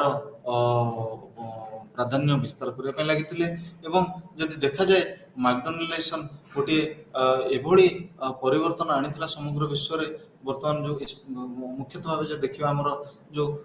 ଅର୍ବାନ୍ କଲଚର ଯେଉଁ ଆମର ସହର ସଂସ୍କୃତି ଯେଉଁ ରହିଛି, ମ୍ୟାକଡୋନାଲାଇଜେସନ୍ ତାର ଗୋଟିଏ ଇମ୍ପୋର୍ଟାଣ୍ଟ ପାର୍ଟ ଏବଂ ଏହାପରେ ଆସିଲା ଆମର ୱାର୍ଲଡ କଲଚର। ଧୀରେ ଧୀରେ ଯେଉଁ ସଂସ୍କୃତି ଦିନେ ଗୋଟିଏ ଆଞ୍ଚଳିକ ଲୋକ ପରିଧିରେ ସୀମିତ ଥିଲା ବା ଗୋଟେ ଲୋକାଲ ଜୋଗ୍ରାଫିରେ ସୀମିତ ଥିଲା, ତା ଧୀରେ ଧୀରେ ବିଶ୍ୱ କ୍ଷେତ୍ରକୁ ବିଶ୍ୱ ସ୍ତରରେ ଆଦୃତି ଲାଭ କରୁଛି ଏବଂ ଗୋଟେ ବିଶ୍ୱ ୱାର୍ଲଡ କଲଚର ଗୋଟେ ସୃଷ୍ଟି ହେଇଛି। ଆମେ ଯଦି ଉଦାହରଣ ସ୍ୱରୂପ ଦେଖିବା, ଯେଉଁ ଆମର ବିଶ୍ୱ କ୍ଷେତ୍ରରେ ଗୋଟେ ଇସ୍କନ ମୁଭମେଣ୍ଟ ହେଉଛି, ଗୋଟେ ଉଦାହରଣ ସ୍ୱରୂପ ଏଇଟା ଗୋଟେ ସେକ୍ଟରିଆନ ମୁଭମେଣ୍ଟ, ଏହାକୁ ଆମେ ଗୋଟେ ରିଲିଜିୟସ୍ ମୁଭମେଣ୍ଟ କହୁଛନ୍ତି, ଗୋଟେ ସେକ୍ଟରିଆନ ମୁଭମେଣ୍ଟ, କିନ୍ତୁ ଏହା କିଭଳି ଭାବେ ଗୋଟେ ୱାର୍ଲଡ ରିଲିଜନ ହେଇକି ଉଠିଛି, ଯୋଉଠିକି କେବଳ ଭାରତ ବା ହିନ୍ଦୁ ବର୍ଗର ଲୋକମାନେ ଯୋଗ ଦେଉନାହାନ୍ତି, ବରଂ ଯଦି ଦେଖାଯାଏ ଆମର ଫରେନ୍ କଣ୍ଟ୍ରିର ରଷିଆଠୁ ଆରମ୍ଭ କରି ସୁଇଜରଲ୍ୟାଣ୍ଡଠୁ ଆରମ୍ଭ କରି ସ୍ୱିଡେନଠୁ ଆରମ୍ଭ କରି ବ୍ରିଟେନଠୁ ଆରମ୍ଭ କରି ଅଷ୍ଟ୍ରେଲିଆଠୁ ଆରମ୍ଭ କରି ଭାରତ ଦେଶ ପର୍ଯ୍ୟନ୍ତ ଯୋଉଠି ଦେଖିବା ଆମେ ସେଠି କିଭଳି ଲୋକମାନେ ସେଇ ଯେଉଁ ସେକ୍ଟରିଆନ ମୁଭମେଣ୍ଟ ରହିଛି ସେଠାରେ କିଭଳି ଭାବେ ଯୋଗଦାନ କରୁଛନ୍ତି ଏବଂ ଏହା ଗୋଟେ ବିଶ୍ୱ ସଂସ୍କୃତିର ଗୋଟିଏ ପାର୍ଟ ହୋଇ ବାହାରିଛି। ଏହାପରେ ଆମେ ଆଲୋଚନା କରିବା ଜର୍ଜ ରିଜର ଯେଉଁ ଆମର ରହିଲେ ତାଙ୍କର ଥିଓରିଜ ଅଫ୍ ଗ୍ଲୋବାଲାଇଜେସନ। ଯଦି ଦେଖିବା ରିଜର୍ଭଙ୍କର ଯେଉଁ ଆପ୍ରୋଚ୍ ରହିଛି, ଯେଉଁ ଜଗତୀକରଣର ଆପ୍ରୋଚ୍ ରହିଛି, ସିଏ କହିଥିଲେ ଯେ ଗ୍ଲୋବାଲାଇଜେସନ ଅଫ୍ ନଥିଙ୍ଗ ବା ଗ୍ଲୋବାଲାଇଜେସନ କିଛି ନୁହେଁ, ଯେଉଁ ଗୋଟେ କନସେପ୍ଟ କହିଥିଲେ ଏବଂ ଏଥିରେ ସେ କ୍ଷମା କରିବେ 4 ପ୍ରକାରର ନଥିଙ୍ଗ ବା ନୁହେଁର ବ୍ୟବହାର କରିଥିଲେ। ପ୍ରଥମଟି ହେଲା ନନ୍ ପ୍ଲେସ୍। ସେ କହିଥିଲେ ଯେ ଗୋଟିଏ ଯେଉଁ ଆମର ସପିଂ ମଲ୍ ରହିଛି ତାହା କିଭଳି ଭାବେ ଗୋଟିଏ ତାର ଗୋଟେ କିଭଳି ଭାବେ ନିଜର ଗୋଟେ ପରିଚୟ ନାହିଁ ବା ତାର ଯେଉଁ କଣ୍ଟେଣ୍ଟ ରହିବା କଥା ତାହା କିଭଳି ଭାବେ ଶୂନ୍ୟ। ଏହାପରେ ଆସିଲା ଆମର ଦ୍ୱିତୀୟ ବିଷୟଟି ହେଲା ନନ୍ ଥିଙ୍ଗସ୍, ବା ଯଦି ଆମେ ଦେଖିବା ଗୋଟେ ବସ୍ତୁ ଯାହା ସବୁ ଜାଗାରେ ସମାନ ଭାବରେ କାମ କରିଥାଏ। ଉଦାହରଣ ସ୍ୱରୂପ ଆମେ ଯଦି ଦେଖିବା ଆମର କ୍ରେଡିଟ୍ କାର୍ଡ଼ ରହିଲା, କ୍ରେଡିଟ୍ କାର୍ଡ଼ ଯାହା ଭାରତରେ ଯେଭଳି ଭାବେ କାମ କରେ ତାକୁ ଯଦି ଆମେ ଯୁକ୍ତରାଷ୍ଟ୍ର ଆମେରିକାରେ ଅପରେଟ୍ କରିବା ତାହା ମଧ୍ୟ ସେଭଳି ଭାବେ କାମ କରିବ। ଯଦି ଆମେ ତାକୁ ଲଣ୍ଡନରେ ଅପରେଟ୍ କରିବା ତାହା ମଧ୍ୟ ସେଇଭଳି ଭାବେ କାମ କରିବ। ଯଦି ଆମେ ତାକୁ ଅଷ୍ଟ୍ରେଲିଆରେ ଅପରେଟ୍ କରିବା ତାହା ମଧ୍ୟ ସମାନ ଭାବରେ କାମ କରିବ। ତେଣୁ ଯଦି ଦେଖିବା ଯେଉଁ ନନ୍ ଥିଙ୍ଗସ୍ କୁହାଯାଉ, ଯାହା ବସ୍ତୁ ଗୋଟେ ରହୁଛି ସେ ବସ୍ତୁଟି କୌଣସି ଗୋଟେ ଲୋକାଲ ଜିଓଗ୍ରାଫି ବା ଲୋକାଲ ବା ଆମର ଯେଉଁ ଆଞ୍ଚଳିକ ପରିଧି ବା ପରିସୀମା ରହିଛି ତା ମଧ୍ୟରେ ସୀମିତ ନାହିଁ, ଏହା ସବୁଆଡ଼େ ଏକା ଭଳିଆ କାମ କରୁଛି। ତେଣୁ ତାକୁ ଆମେ ନନ୍ ଥିଙ୍ଗସ୍ କହୁ ବା ଗୋଟେ ବସ୍ତୁର ତାର ଗୋଟେ ଯେଉଁ ପରିଚୟ କେବଳ ଆଞ୍ଚଳିକ ଇଏକୁ ନେଇ ସୀମିତ ନୁହେଁ, ବରଂ ଏହା ସମଗ୍ର ଗ୍ଲୋବାଲ ଲେଭେଲରେ ବା ଯେଉଁ ବିଶ୍ୱ ସ୍ତରରେ ତାର ଫଙ୍କସନ୍ ସମାନ। ଏହାପରେ ହେଲା ନନ୍ ପିପୁଲ, ବା ଯଦି ଦେଖିବା ଯେଉଁ ଲୋକମାନେ କାମ କରୁଛନ୍ତି ତାହା ସବୁଆଡ଼େ ସମାନ। ଉଦାହରଣ ସ୍ୱରୂପ ସେ କହିଛନ୍ତି, ଯେଉଁ ଆମ ରିଜର୍ଭ ଉଦାହରଣ ଦେଇଛନ୍ତି ଟେଲିମାର୍କେଟର୍ସ, ବା ଯେଉଁମାନେ ଆମେ ଆମେ ସମସ୍ତେ ଜାଣୁ ଯେଉଁ ବିପିଓ କଲ୍ ସେଣ୍ଟରରେ ଲୋକମାନେ କାମ କରନ୍ତି। ଆପଣ ହୁଏତ ଟେଲିଫୋନ୍ କଲ୍ ରିସିଭ୍ କରୁଥିବେ ଅନେକ ସମୟରେ, କୌଣସି କମ୍ପାନୀର କଲ୍ ସେଣ୍ଟରରୁ କଲ୍ ଆପଣଙ୍କୁ ଆସୁଥିବ କି ଆପଣ ଏଇ ପଲିସି କରନ୍ତୁ ସେଇ ପଲିସି କରନ୍ତୁ, କିମ୍ବା ଯଦି ଦେଖାଯାଏ ଏଇ ଯେଉଁ ଟେଲିମାର୍କେଟର ମାନେ ରହିଲେ ରିଜର୍ଭଙ୍କର କହିବା ଅନୁଯାୟୀ ଯେ ସେମାନଙ୍କର କୌଣସି ଗୋଟିଏ ବ୍ୟକ୍ତିଗତ ପରିଚୟ ଗୋଟେ ଲୋକାଲ ବା ଗୋଟେ ଆଞ୍ଚଳିକ ଇଏକୁ ନେଇକି ହୋଇନଥାଏ। ସେମାନେ ଯାହା ଭାରତରେ ରହି ଯେଉଁ କାମ କରୁଛନ୍ତି ସେମାନେ ଲଣ୍ଡନ ଗଲେ ମଧ୍ୟ ସେଇ କାମ କରିବେ, ବାଂଲାଦେଶ ଗଲେ ମଧ୍ୟ ସେଇ କାମ କରିବେ, ଶ୍ରୀଲଙ୍କା ଗଲେ ମଧ୍ୟ ସେଇ କାମ କରିବେ ଏବଂ ଯଦି ଦେଖିବା କାନାଡ଼ା ଗଲେ ମଧ୍ୟ ସେଇ କାମ କରିବେ। ତେଣୁ ତାଙ୍କର ଯେଉଁ କାର୍ଯ୍ୟର ପ୍ରଣାଳୀ ରହିଛି ତାହା ସମାନ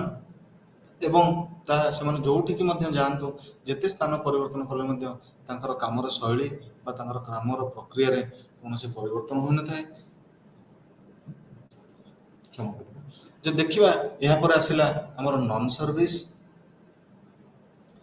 ବା ଯେଉଁ ସେବାକୁ ନେଇ ସେ ଯେଉଁ ତର୍ଜମା କରିଛନ୍ତି, ସେ କହିଛନ୍ତି ଯେ ଯେଉଁ ଆମର ସେବା ପ୍ରଦାନ କରାଯାଉଛି ତାହା ଅନେକ ସମୟରେ ଆଇଡେଣ୍ଟିକାଲ। ଯେ ଦେଖାଯାଏ ଆମେ ସମସ୍ତେ ଜାଣୁ ଯେ ଆମର ଟଙ୍କା ଦରକାର ହେଲେ ଆମେ ଏଟିଏମକୁ ଯିବା ବୋଲି, ତେଣୁ ସେ କହିଛନ୍ତି ଯେ ସର୍ଭିସ୍ ପ୍ରୋଭାଇଡେଡ୍ ଆର୍ ଆଇଡେଣ୍ଟିକାଲ। ଏଇ ଯେଉଁ 4ଟି ବିଷୟବସ୍ତୁକୁ ନେଇ ସେ କହିଲେ ଯେ ଗ୍ଲୋବାଲାଇଜେସନ ଅଫ୍ ନଥିଙ୍ଗ ବା ଗ୍ଲୋବାଲାଇଜେସନ ଦ୍ୱାରା ସମସ୍ତେ ଗୋଟେ ନିଜର ଯେଉଁ ପରିଚୟ ରହିଛି ତା ସବୁବେଳେ ଗୋଟେ ଗ୍ଲୋବାଲ ଆଇଡେଣ୍ଟିଟି କ୍ରିଏଟ୍ କରିଥାଏ ବା ଗୋଟେ ବିଶ୍ୱସ୍ତରୀୟ ପରିଚୟ ସୃଷ୍ଟି କରିଥାଏ। ତେଣୁ ଆମେ ଯେତେବେଳେ ଏହି ବିଷୟବସ୍ତୁ ଗୁଡ଼ିକ କଥା ହଉ ଏହାକୁ ନେଇ ଆମେ କେବେ ହେଲେ କହିନଥାଉ ଯେ ଏଇ ଯେଉଁ କ୍ରେଡିଟ୍ କାର୍ଡଟି ନେଉଛି ଏଠି ହୁଏତ କାମ ନ କରିପାରେ, କିମ୍ବା ଏ ଯେଉଁ ମଲ୍ ଯାଉଛି ମୁଁ ଯଦି ଏଇଭଳି ଡ୍ରେସ୍ ପିନ୍ଧିଯିବି କାଳେ ମୋତେ ଲୋକ କ'ଣ କହିବେ, କିମ୍ବା ଆମେ ଯେଉଁ ଏଟିଏମ୍କୁ ଯାଉଛୁ ସେଠୁ କାଳେ ଟଙ୍କା ବାହାରିବ କି ନାହିଁ। ତେଣୁ ଆମେ ଏସବୁ ଜିନିଷକୁ ନେଇ କେବେ ହେଲେ ଚିନ୍ତିତ ନଥାଉ, କାରଣ ଆମେ ଜାଣିଥାଉ ଯେ ଏହାର ଯେଉଁ ଆଇଡେଣ୍ଟିଟି ରହିଛି ବା ଏ ଯେଉଁ ତାର ଯେଉଁ ଇଏ ରହିଛି ଏହା ସବୁବେଳେ ସମସ୍ତଙ୍କ ପାଇଁ ସମାନ। ଏହାପରେ ଯଦି ଦେଖାଯାଏ ଯେଉଁ ଆମର ଜର୍ଜ ରିଚର ରହିଲେ ତାଙ୍କର ଆଉ ଗୋଟେ ଯେଉଁ କନସେପ୍ଟ ସେ ଦେଇଥିଲେ ତାକୁ ଆମେ କହୁ କଲଚରାଲ ହାଇବ୍ରିଡାଇଜେସନ। ଏବଂ ସେ ଯେଉଁ କଲଚରାଲ ହାଇବ୍ରିଡାଇଜେସନ କନସେପ୍ଟ ଦେଇଥିଲେ ତାର ଅର୍ଥ ହେଲା ଯେ ଦୁଇଟି କଲଚର ଯେତେବେଳେ କନଭର୍ଜ କରୁଛନ୍ତି ବା ଯେତେବେଳେ ମିଶି ଯାଉଛନ୍ତି ତାହା ଗୋଟେ କିଭଳି ହାଇବ୍ରିଡ କଲଚରକୁ ଜନ୍ମ ଦେଉଛି। ଏବଂ ସେଠାରେ ଆମେ ଯଦି ଦେଖିବା ଗୋଟେ ଲୋକାଲ କଲଚର ବା ଗୋଟେ ଗ୍ଲୋବାଲ କଲଚର କେହି ନିଜର ଆଇଡେଣ୍ଟିଟି ରଖିବାରେ ସକ୍ଷମ ହେଉନାହାନ୍ତି। ଯେତେବେଳେ ହାଇବ୍ରିଡାଇଜେସନ ହୋଇଯାଉଛି ଗୋଟେ ନୂଆ ବସ୍ତୁ ହଉ କିମ୍ବା ଗୋଟେ ନୂଆ ସଂସ୍କୃତି ହଉ ଏହାର ଏମର୍ଜେନ୍ସ ହେଉଛି। ଏବଂ ଯଦି ଦେଖାଯାଏ ଯେଉଁ ରିଜର୍ଭଙ୍କର ଯେଉଁ ଆମର ସନ୍ଦର୍ଭଟି ରହିଛି ବା ଯେଉଁ ଗ୍ଲୋବାଲାଇଜେସନକୁ ଯେଉଁ ନେଇ ସନ୍ଦର୍ଭଟି ରହିଛି ଏହା ବହୁତ ଲୋକାଦୃତି ଲାଭ କରିଥିଲା। ଏହାପରେ ଆମେ ଆଲୋଚନା କରିବା ଆମର ଯେଉଁ ଅର୍ଜୁନ ଆପାଦୁରାଇଙ୍କର ଯେଉଁ କନସେପ୍ଟ ରହିଥିଲା ଆମର ଅର୍ଜୁନ ଆପାଦୁରାଇ ଆମେ ସମସ୍ତେ ଜାଣୁ ସେ ଜଣେ ଆନ୍ଥ୍ରୋପୋଲୋଜିଷ୍ଟ ଏବଂ ତାଙ୍କର ଯେଉଁ ପୁସ୍ତକଟି ରହିଥିଲା ବା ଯେଉଁ ସନ୍ଦର୍ଭଟି ରହିଥିଲା ତାର ଟାଇଟଲ ହେଉଛି ମଡର୍ଣ୍ଣିଟି ଆଟ୍ ଲାର୍ଜ। ଏବଂ ତାଙ୍କର କହିବା ଅନୁଯାୟୀ ଯେ ଯେଉଁ ଆମର ସ୍କେପ୍ସ ବିଭିନ୍ନ ପ୍ରକାର ସ୍କେପ୍ସ ରହିଛି ବା ବିଭିନ୍ନ ପ୍ରକାର ଯେଉଁ ପ୍ରକ୍ରିୟା ରହିଛି ଏଥିରେ ଯଦି ଦେଖାଯାଏ ଯେ ସବୁବେଳେ ଗୋଟେ କନଫ୍ଲିକ୍ଟିଂ ଗୋଟିଏ ଯେଉଁ ଆମର ଯେଉଁ ଦେଶ ରହିଛି ବା ଗୋଟେ ସଂସ୍କୃତି ରହିଛି ଏହା କିଭଳି ଭାବେ ଅନ୍ୟ ଗୋଟିଏ ଦେଶର ସଂସ୍କୃତି ଅନ୍ୟ ଗୋଟିଏ ଇଏ ସହିତ କିଭଳି ଭାବେ ଗୋଟେ କନଫ୍ଲିକ୍ଟିଂ ସିଚୁଏସନ୍ କ୍ରିଏଟ୍ କରିଥାଏ। ଏବଂ ସେ ଏହାକୁ ବୁଝେଇବା ବେଳେ କହିଥିଲେ ଆମର ପ୍ରଥମେ କହିଥିଲେ ଏଥନୋସ୍କେପ୍ସ, ଯାହାର ଅର୍ଥ ହେଲା ଯେତେବେଳେ ଯେଉଁ ହ୍ୟୁମାନ୍ ବିଙ୍ଗ ରହିଲେ ବା ଯେଉଁ ମାନବ ସମାଜ ରହିଲେ ବା ଯେଉଁ ବ୍ୟକ୍ତି ବିଶେଷ ମାନେ ରହିଲେ ସେମାନେ କିଭଳି ଭାବେ ମୋବାଇଲ ସେମାନେ କିଭଳି ଭାବେ ଗୋଟିଏ ଜାଗାରୁ ଅନ୍ୟ ଜାଗାକୁ ସବୁବେଳେ ସ୍ଥାନ ପରିବର୍ତ୍ତନ କରିଥାନ୍ତି। ଏବଂ ଯେଉଁ ଦେଖାଯାଇଥାଏ ଯେ ଯେଉଁ ସେଇମାନେ ଯେଉଁ ଏଇ ଯେଉଁ ପରିବର୍ତ୍ତନ ହୋଇଛି ଏ ପରିବର୍ତ୍ତନଟି ସମ୍ଭବ ହୋଇଛି କେବଳ ଆମର ଯେଉଁ ଗ୍ଲୋବାଲାଇଜେସନ ଦ୍ୱାରା ବା ଯେଉଁ ଜଗତୀକରଣ ଦ୍ୱାରା। ଏହାପରେ ସେ କହିଥିଲେ ଟେକ୍ନୋସ୍କେପ୍ସ ଏବଂ ଟେକ୍ନୋସ୍କେପ୍ସରେ ସେ ଯେଉଁ କହିଥିଲେ ଯେଉଁ ଯାନ୍ତ୍ରିକ ପ୍ରଗତି ହେଉଛି ବା ଯେଉଁ ଆମର ଇନଫର୍ମେସନ୍ ଟେକ୍ନୋଲୋଜିର ଯେଉଁ ପ୍ରଗତି ହେଉଛି ତା କିଭଳି ଭାବେ ଯେଉଁ ଆମର ସମଗ୍ର ବିଶ୍ୱକୁ ସ୍ପ୍ରେଡ୍ କରୁଛି ବା ସମଗ୍ର ବିଶ୍ୱରେ କିଭଳି ସହଜ ଭାବରେ ଅତି ସହଜ ଭାବରେ ଏଗୁଡ଼ିକ ଯେଉଁ ଯାନ୍ତ୍ରିକ ପ୍ରଗତିଟି କିଭଳି ଭାବେ ଅତି ସହଜ ଭାବରେ ସମଗ୍ର ବିଶ୍ୱରେ ଆଦୃତି ଲାଭ କରିପାରୁଛି ବା ସମସ୍ତେ କିଭଳି ଭାବେ ଫ୍ରି ଫ୍ଲୋ ଯାହା ସେ କହିଛନ୍ତି ଯେ କିଭଳି ଭାବେ ଗୋଟିଏ ତରଳ ବସ୍ତୁକୁ ଆମେ ଯେଭଳି ଭାବେ ଉଚ୍ଚ ସ୍ଥାନରେ ଢାଳିଲେ ସେ ଯେଭଳି ଭାବେ ତଳକୁ ଗଡ଼ି ଯାଇଥାଏ ଏହା କିଭଳି ଭାବେ ବିନା କୌଣସି ବାଧାରେ ଯେଉଁ ଯାନ୍ତ୍ରିକ ପ୍ରଗତି ଆମର କିଭଳି ଭାବେ ବିସ୍ତାରିତ ହେଉଛି। ଏହାପରେ ସେ କହିଥିଲେ ଆମର ଫାଇନାନ୍ସକେପ୍ସ। ସେ କହୁଛନ୍ତି ଯେ ଆଗରୁ ଯେଉଁଭଳି ଭାବେ ଆମର ଯେଉଁ ବାଧା ସୃଷ୍ଟି ହେଉଥିଲା କୌଣସି ଫାଇନାନ୍ସିଆଲ ଟ୍ରାଞ୍ଜାକ୍ସନ୍ ଇଣ୍ଟରନ୍ୟାସନାଲ ଲେଭେଲରେ କରିବା ପାଇଁ ବା ବିଶ୍ୱ ସ୍ତରରେ କରିବା ପାଇଁ ଗୋଟିଏ ଦେଶର ଯଦି ଅନ୍ୟ ଦେଶ କିମ୍ବା ଗୋଟିଏ ବ୍ୟକ୍ତିବିଶେଷ ଗୋଟିଏ ଦେଶର ବ୍ୟକ୍ତିବିଶେଷ ଅନ୍ୟ ଦେଶର ବ୍ୟକ୍ତିବିଶେଷକୁ ଯେଉଁ ଆମର ଫାଇନାନ୍ସିଆଲ ଟ୍ରାଞ୍ଜାକ୍ସନ୍ ହେଲା ବେଳେ ସେଇ ଦୁଇ ବ୍ୟକ୍ତିଙ୍କ ବିଶେଷରେ ଭିତରେ କିଭଳି ଭାବେ ଆଗରୁ ଅନେକ ସମସ୍ୟାର ସମ୍ମୁଖୀନ ହେବାକୁ ପଡ଼ୁଥିଲା ଲୋକମାନଙ୍କୁ କିମ୍ବା ଯେଉଁ ଆମର ସଂଗଠନ ଗୁଡ଼ିକୁ ଅର୍ଗାନାଇଜେସନ ଗୁଡ଼ିକୁ ସଂସ୍ଥା ଗୁଡ଼ିକୁ। କିନ୍ତୁ ବର୍ତ୍ତମାନ ଏହି ଜଗତୀକରଣ ଫଳରେ କିଭଳି ଭାବେ ଏହା ବହୁତ ସହଜ ହୋଇଯାଇଛି। ଏବଂ ଆଜି ଯଦି ଦେଖିବା ଆମେ ଯେଉଁ ଆମର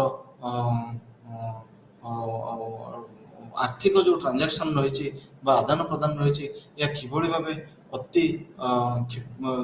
ଦ୍ରୁତ ଗତିରେ ହେଇପାରୁଛି ଏବଂ ଏହା କିଭଳି ଭାବେ ସହଜରେ ହେଇପାରୁଛି। ଏହାପରେ ସିଏ କହିଥିଲେ ମିଡ଼ିଆ ସ୍କେପ୍ସ ବିଷୟରେ ତାଙ୍କର କହିବା ଅନୁଯାୟୀ ଏହା ତାଙ୍କର କହିବାର ମିଡ଼ିଆ ସ୍କେପ୍ସ ବିଷୟରେ ସେ କହିଥିଲେ ଯେ କିଭଳି ଭାବେ ଯେଉଁ ଆମର ଇନଫର୍ମେସନ୍ ବା ସୂଚନା ଯେଉଁ ରହିଛି ତାହା କିଭଳି ଭାବେ ସମଗ୍ର ବିଶ୍ୱ ସାରା ଗୋଟିଏ ମିନିଟ୍ରେ ବା ଗୋଟିଏ କ୍ଲିକ୍ରେ କିଭଳି ଭାବେ ସମଗ୍ର ବିଶ୍ୱକୁ ଖେଳି ଯାଉଛି ଏବଂ ଯେଉଁ ଆମର ତାଙ୍କର କହିବା ଅନୁଯାୟୀ ଯେଉଁ ଆମର ଜ୍ଞାନ ହେଲା ବା ଯେଉଁ ସ୍କିଲ୍ ହେଲା ଏସବୁ ଯେଉଁ ଆଧୁନିକ ଯେଉଁ ଆମର ମିଡ଼ିଆ ବା ଯେଉଁ ରହିଲା ମିଡ଼ିଆର ଯେଉଁ ଆଧୁନିକୀକରଣ ଦ୍ୱାରା ଯେଉଁ ଯାନ୍ତ୍ରିକ ପ୍ରଗତି ଦ୍ୱାରା ଏହା କିଭଳି ଭାବେ ଗୋଟିଏ ଦେଶରୁ ଅନ୍ୟ ଦେଶକୁ ଏବଂ କ୍ରମେ ସମଗ୍ର ବିଶ୍ୱକୁ ସ୍ପ୍ରେଡ୍ କରୁଛି। ଏହାପରେ ସେ କହିଥିଲେ ଆଇଡ଼ିଓସ୍କେପ୍ସରେ ସେ ମୁଖ୍ୟତଃ ଭାବରେ ଯେଉଁ ଆମର ପଲିଟିକାଲ ଆଇଡ଼ିଓଲୋଜି ରହିଛି ବା ଯେଉଁ ଷ୍ଟେଟ୍ର ଯେଉଁ ଆଇଡ଼ିଓଲୋଜି ରହିଛି ଏହା ଏବଂ କାଉଣ୍ଟର ଆଇଡ଼ିଓଲୋଜି ରହିଛି ଏହା କିଭଳି ଭାବେ ଗୋଟିଏ ଏହା ଉପରେ କିଭଳି ଭାବେ ମିଡ଼ିଆ ସ୍କେପ୍ସକୁ ୟୁଜ୍ କରାଯାଏ ବା କିଭଳି ଭାବେ ତର୍ଜମା କରାଯାଉଛି ଏହା କିଭଳି ଭାବେ ଯେ ସେ କହିଛନ୍ତି ଏହା this is restricted to political images produced by states in line with their ideology ଏବଂ or counter ideology। ସେ କହିବା କଥା ଯେ ଯେଉଁ ମିଡ଼ିଆ ସ୍କେପ୍ସ ରହିଛି ସେ ମଧ୍ୟ ଏହାକୁ କେବଳ ଗୋଟେ ସକାରାତ୍ମକ ଦୃଷ୍ଟିରୁ କହିନଥିଲେ ବରଂ ଅନେକ କ୍ଷେତ୍ରରେ ନକାରାତ୍ମକ ଇଏରେ ମଧ୍ୟ କହିଥିଲେ ଯେ ମିଡ଼ିଆ ସ୍କେପ୍ସ ଯେଉଁ ଗୋଟେ ରହିଲା ବା ମିଡ଼ିଆ ଚ୍ୟାନେଲ୍ସ ଆଜିକାଲିର ଯେଉଁମାନେ ରହିଲେ ସେମାନେ କିଭଳି ଭାବେ ଗୋଟିଏ ନିର୍ଦ୍ଦିଷ୍ଟ ଆଇଡ଼ିଓଲୋଜିକୁ ନେଇ ସେମାନେ ମଧ୍ୟ କିଭଳି ଭାବେ ନ୍ୟୁଜ୍ ସ୍ପ୍ରେଡ୍ କରୁଛନ୍ତି ବା ସୂଚନାର ସମ୍ପ୍ରସାରଣ କରୁଛନ୍ତି। ଯେ ଦେଖିବା ଯେଉଁ ଆପାଦୁରାଇଙ୍କର ଯେଉଁ ଅର୍ଜୁନ ଆପାଦୁରାଇଙ୍କର ଯେଉଁ କେତେ ଗୁଡ଼ିଏ ତାଙ୍କର ଯେଉଁ ନିଜର ଆଲୋଚନା ରହିଥିଲା ସେ କିଭଳି ଭାବେ କହିଥିଲେ ଯେ ଗ୍ଲୋବାଲାଇଜେସନ୍ ଅନେକ ଗୁଡ଼ିଏ ସ୍କଲାର କହିଥିଲେ ଯେ ଗ୍ଲୋବାଲାଇଜେସନ୍ ବା ଯେଉଁ ଜଗତୀକରଣ ଦ୍ୱାରା ହୋମୋଜିନାଇଜେସନ୍ ହେଉଛି ଗୋଟେ ସମଗ୍ର ବିଶ୍ୱ ଗୋଟେ ସମାନତା ଆଡ଼କୁ ଗତି କରୁଛି କିନ୍ତୁ ତାଙ୍କର କହିବା ଅନୁଯାୟୀ ଯେ ନାହିଁ ଯେଉଁ ଏଇ ଯେଉଁ ଜଗତୀକରଣ ଦ୍ୱାରା ବିଶ୍ୱ ଗୋଟେ ହେଟ୍ରୋଜିନାଇଜେସନ୍ ବା ଗୋଟେ ବିଭିନ୍ନତା ଆଡ଼କୁ ଗତି କରୁଛି ଯେଉଁଠି କମ୍ପିଟେଟିଭନେସ୍ ରହୁଛି ବା ରାଇଭାଲରେ ରହୁଛି ଏବଂ ଗୋଟିଏ ନିର୍ଦ୍ଦିଷ୍ଟ ଯେଉଁ ଇକୋନୋମିକ୍ କମ୍ପିଟିସନ୍ କିଭଳି ଭାବେ ସମସ୍ତଙ୍କୁ ଗୋଟେ ସବୁବେଳ ପାଇଁ ଗୋଟେ ମୋଟିଭେଟ୍ କରୁଛେ ସେମାନେ କିଭଳି ଗୋଟେ ନୂଆ ଜିନିଷ ତିଆରି କରିବେ। ଏଇ ଯେଉଁ କମ୍ପିଟେଟିଭ୍ ସ୍ପିରିଟ୍ କିଭଳି ଭାବେ ଗୋଟେ ହେଟ୍ରୋଜିନାଇଜେସନ୍କୁ ଜନ୍ମ ଦେଉଛି ଏବଂ ଯଦି ଦେଖାଯାଏ ଯେ ତାଙ୍କର କହିବା ଅନୁଯାୟୀ ଯେ ଯେଉଁ ଗ୍ଲୋବାଲାଇଜେସନ୍ ହେଉଛି ଏଥିରେ ଗ୍ଲୋକାଲାଇଜେସନ୍ ବା ଯେଉଁ ଲୋକାଲ୍ କଲଚର ବା ଲୋକାଲ୍ ସଂସ୍କୃତି ବା ଆଞ୍ଚଳିକ ସଂସ୍କୃତି ରହିଲା ଏହା କିଭଳି ଭାବେ ଗ୍ଲୋବାଲ୍ ଯେଉଁ ସଂସ୍କୃତି ସହିତ କନଭର୍ଜ କରୁଛି ଏହାଦ୍ୱାରା ଗୋଟେ ଗ୍ଲୋକାଲାଇଜେସନ୍ ସୃଷ୍ଟି ହେଉଛି। ଯଦି ଆମେ ଉଦାହରଣ ସ୍ୱରୂପ ଦେଖିବା ଆମର ଯେଉଁ ଗ୍ଲୋକାଲାଇଜେସନ୍ ଉଦାହରଣ ହେଇପାରେ ଯଦି ମ୍ୟାକଡୋନାଲାଇଜେସନ୍ ହେଲା ବା ମ୍ୟାକଡୋନାଲ୍ଡ ଆସିଲା ପ୍ରଥମେ ବର୍ଗର ଗୋଟେ ଯେଉଁ ଆମେ ଖାଉ ତାକୁ ତିଆରି କଲା ଏହାପରେ ଦେଖିଲେ ଆମେ ମସରୁମିଂ ନମ୍ବର୍ସ ବା ଗୋଟେ ଛତୁ ଫୁଟିଲା ଭଳି ଅନେକ ଗୁଡ଼ିଏ ଅଲଗା ବର୍ଗର ଦୋକାନ ବା ବର୍ଗର ମାନୁଫ୍ୟାକ୍ଚରିଂ ଯେଉଁ ଆମର ରେଷ୍ଟୁରାଣ୍ଟ ରହିଲେ ବା ଯେଉଁ ଆମର ଦୋକାନ ଗୁଡ଼ିକ ରହିଲେ ମ୍ୟାକଡୋନାଲ୍ଡ ଭଳି ସେମାନେ ମଧ୍ୟ କିଭଳି ଭାବେ ନିଜର ଆଞ୍ଚଳିକ ଜ୍ଞାନକୁ ବିନିଯୋଗ କରି ଏବଂ ସେପଟେ ଯେଉଁ ଆମର ମ୍ୟାକଡୋନାଲ୍ଡର ଯେଉଁ ବର୍ଗରର ପ୍ରକ୍ରିୟାକୁ ଆ ସହିତ ମିଶାଇ କିଭଳି ଭାବେ ନୂଆ ଏକ ଲୋକାଲ ଭେରାଇଟିର ବର୍ଗର ହେଉ ଲୋକାଲ ଭେରାଇଟିର ପିଜ୍ଜା ହେଉ ଏଭଳି ଜିନିଷ ତିଆରି କରୁଛନ୍ତି। ଆମେ ଦିନ ଥିଲା ଆମେ ସମସ୍ତେ ଜାଣୁ ଯେତେବେଳେ କୋକାକୋଲାଇଜେସନ୍ ହେଲା ବା ଯେତେବେଳେ କୋକାକୋଲା ମାର୍କେଟକୁ ଆସିଲା ଗୋଟିଏ ଯେଉଁ ଆମର ସଫ୍ଟ ଡ୍ରିଙ୍କ ସେତେବେଳେ କିଭଳି ଗୋଟିଏ ମାତ୍ର ଡ୍ରିଙ୍କସ୍ ଥିଲା ତାପରେ ପେପ୍ସି ଆସିଲା ଏହାପରେ ଆମେ ବର୍ତ୍ତମାନ ଯେତେବେଳେ ଯାଉ ବଜାରରେ ପେପ୍ସି କୋକାକୋଲା ଭଳି ଅନେକ ଗୁଡ଼ିଏ ସଫ୍ଟ ଡ୍ରିଙ୍କସ୍ ଆସିଗଲାଣି ଏବଂ ତା ମଧ୍ୟରୁ ଅନେକ ଗୁଡ଼ିଏ ଆମର ଲୋକାଲ ମାନୁଫ୍ୟାକ୍ଚରର୍ସ ବା ଯେଉଁ ଆମର ଆଞ୍ଚଳିକ ପ୍ରଡ୍ୟୁସର ମାନେ ତିଆରି କରୁଛନ୍ତି ଉତ୍ପାଦନ କରୁଛନ୍ତି ଆଞ୍ଚଳିକ ଲେଭେଲରେ। ଯଦି ଦେଖାଯାଏ ଏହା ହେଉଛି ଗ୍ଲୋକାଲାଇଜେସନ୍। ଏହାପରେ ଆମେ ଆରମ୍ଭ କରିବା ଲେସ୍ଲି ସ୍କ୍ଲେୟରଙ୍କ ବିଷୟରେ। ଲେସ୍ଲି ସ୍କ୍ଲେୟରଙ୍କର ଯଦି ଆମେ ଆଲୋଚନା ଦେଖିବା ଗ୍ଲୋବାଲାଇଜେସନ୍ ବିଷୟରେ ସେ ମୁଖ୍ୟତଃ କହିଥିଲେ କ୍ୟାପିଟାଲିଷ୍ଟ ଆଉ ସୋସିଆଲିଷ୍ଟ ଦୁଇ ପ୍ରକାରର ଗ୍ଲୋବାଲାଇଜେସନ୍ କହିଥିଲେ। କ୍ୟାପିଟାଲିଷ୍ଟରେ ସେ କହିଥିଲେ ଯେ ଯାହା ବର୍ତ୍ତମାନ ସମ୍ପୂର୍ଣ୍ଣ ଭାବେ କ୍ୟାପିଟାଲିଷ୍ଟ ବା ଯେଉଁ ପୁଞ୍ଜିବାଦୀ ଜଗତୀକରଣ ରହିଛି ତାହା ସମ୍ପୂର୍ଣ୍ଣ ବିଶ୍ୱକୁ ଡୋମିନେଟ୍ କରୁଛି। ସେ କିନ୍ତୁ କହିଥିଲେ ଭବିଷ୍ୟତରେ ଗୋଟେ ସୋସିଆଲିଷ୍ଟ ଗ୍ଲୋବାଲାଇଜେସନ୍ ଆମର ମୁଭମେଣ୍ଟ ଆରମ୍ଭ ହେବ, ଯାହାକି ଆଣ୍ଟି ଗ୍ଲୋବାଲାଇଜେସନ୍ ମୁଭମେଣ୍ଟ ଭାବରେ ଜଣାପଡ଼ିବ। ଏବଂ ଏଥିରେ ଯେଉଁ ଆମର ଲୋକମାନେ ରହିଲେ ବା ସମ୍ପ୍ରଦାୟ ରହିବେ ବା ଯେଉଁ ଗୋଷ୍ଠୀ ଗୁଡ଼ିଏ ରହିବେ ବା ଦେଶ ଗୁଡ଼ିଏ ରହିବେ, ସେମାନେ କିଭଳି ଆଣ୍ଟି ଗ୍ଲୋବାଲାଇଜେସନ୍ ମୁଭମେଣ୍ଟରେ ପାର୍ଟିସିପେଟ୍ କରିବେ ଏବଂ ଗ୍ଲୋବାଲାଇଜେସନ୍ ଯେଉଁ ନକାରାତ୍ମକ ବୈଶିଷ୍ଟ୍ୟ ରହିଛି ସେଗୁଡ଼ିକ କିଭଳି ଭାବେ ସେଇଗୁଡ଼ିକୁ କିଭଳି ଭାବେ ପରିବର୍ତ୍ତନ କରିବା ପାଇଁ ଚେଷ୍ଟା କରିବେ। ଏହାପରେ ଆମେ ଆଲୋଚନା କରିବା ଯେଉଁ ଗ୍ଲୋବାଲାଇଜେସନ୍ ରହିଲା ବା ଜଗତୀକରଣ ରହିଲା ତାର ଇମ୍ପାକ୍ଟ ଗୁଡ଼ିକ କ'ଣ ରହିଛି। ଯଦି ଦେଖାଯାଏ ଯେଉଁ ମୁଖ୍ୟତଃ ଭାବେ ଆମର ଲିଭିଂ ଷ୍ଟାଣ୍ଡାର୍ଡସ୍ ଗୋଟେ ଯେଉଁ ବଞ୍ଚିବାର ଶୈଳୀ ରହିଛି ଏଥିରେ ନିଶ୍ଚିତ ଭାବେ ପରିବର୍ତ୍ତନ ହୋଇଛି। ଯଦି ଦେଖାଯାଏ ଆମର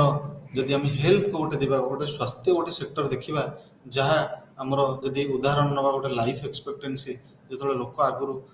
ଲାଇଫ୍ ଏକ୍ସପେକ୍ଟେନ୍ସି 30 ବର୍ଷ 40 ବର୍ଷ ଥିଲା, ବର୍ତ୍ତମାନ ତାହା ବଢ଼ି କିଭଳି ଭାବେ 65ରୁ 70ରେ ପହଞ୍ଚିଲାଣି। ଆମର ଯେଉଁ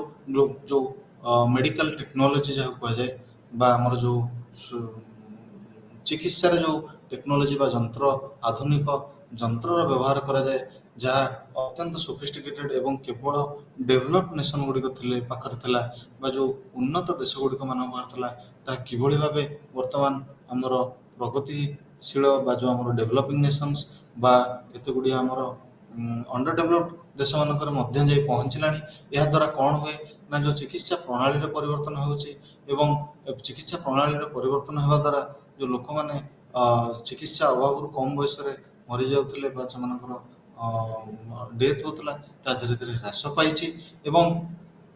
ଲିଭିଂ ଷ୍ଟାଣ୍ଡାର୍ଡ ବଢ଼ିଛି ଏଇଥିପାଇଁ ଯେ ଲୋକଙ୍କର ଯେହେତୁ ଜଗତୀକରଣ ହେବା ଦ୍ୱାରା ଅର୍ବାନାଇଜେସନ୍ ହେଉଛି ଏବଂ ଅର୍ବାନାଇଜେସନ୍ ହେବା ଦ୍ୱାରା ଲୋକମାନଙ୍କର ଯେଉଁ ଇନକମ୍ ବଢ଼ିଛି ବା ଆୟ ବଢ଼ିଛି, ଆୟ ବଢ଼ିବା ଦ୍ୱାରା ଲୋକମାନଙ୍କର ଲିଭିଂ ଷ୍ଟାଣ୍ଡାର୍ଡ ବା ବଞ୍ଚିବା ଶୈଳୀରେ ପରିବର୍ତ୍ତନ ହୋଇଛି। ଆମେ ଯେଉଁଭଳି ଭାବେ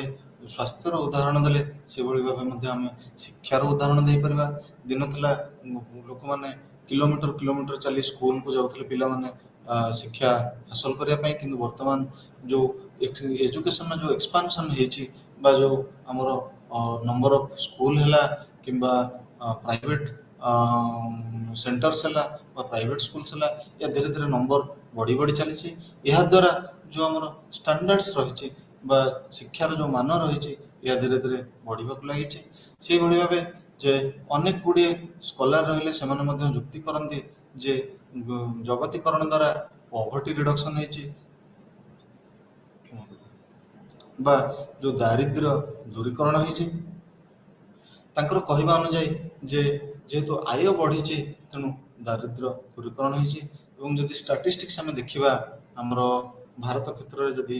RBIର ଷ୍ଟାଟିଷ୍ଟିକ୍ସ ଦେଖିବା ଯେ ଦାରିଦ୍ର୍ୟର କେତେ ଲୋକ ଦାରିଦ୍ର୍ୟର ସୀମାରେଖା ଉପରକୁ ଯାଇଛନ୍ତି, ସେମାନଙ୍କୁ ଯଦି ଦେଖାଯାଏ ସେମାନଙ୍କ ସଂଖ୍ୟା ଧୀରେ ଧୀରେ କମି କମି ଯାଉଛି ଯେଉଁମାନେ ଦାରିଦ୍ର୍ୟର ସୀମାରେଖା ତଳେ ଥିଲେ। ଏବଂ ଫୁଡ୍ ସିକ୍ୟୁରିଟି କୁହାଯାଉଛି। ଫୁଡ୍ ସିକ୍ୟୁରିଟି ଏଇଥିପାଇଁ କୁହାଯାଉଛି ବର୍ତ୍ତମାନ ଯେଉଁ ଗ୍ଲୋବାଲାଇଜେସନ୍ ବା ଜଗତୀକରଣ ହେଲା ଏବଂ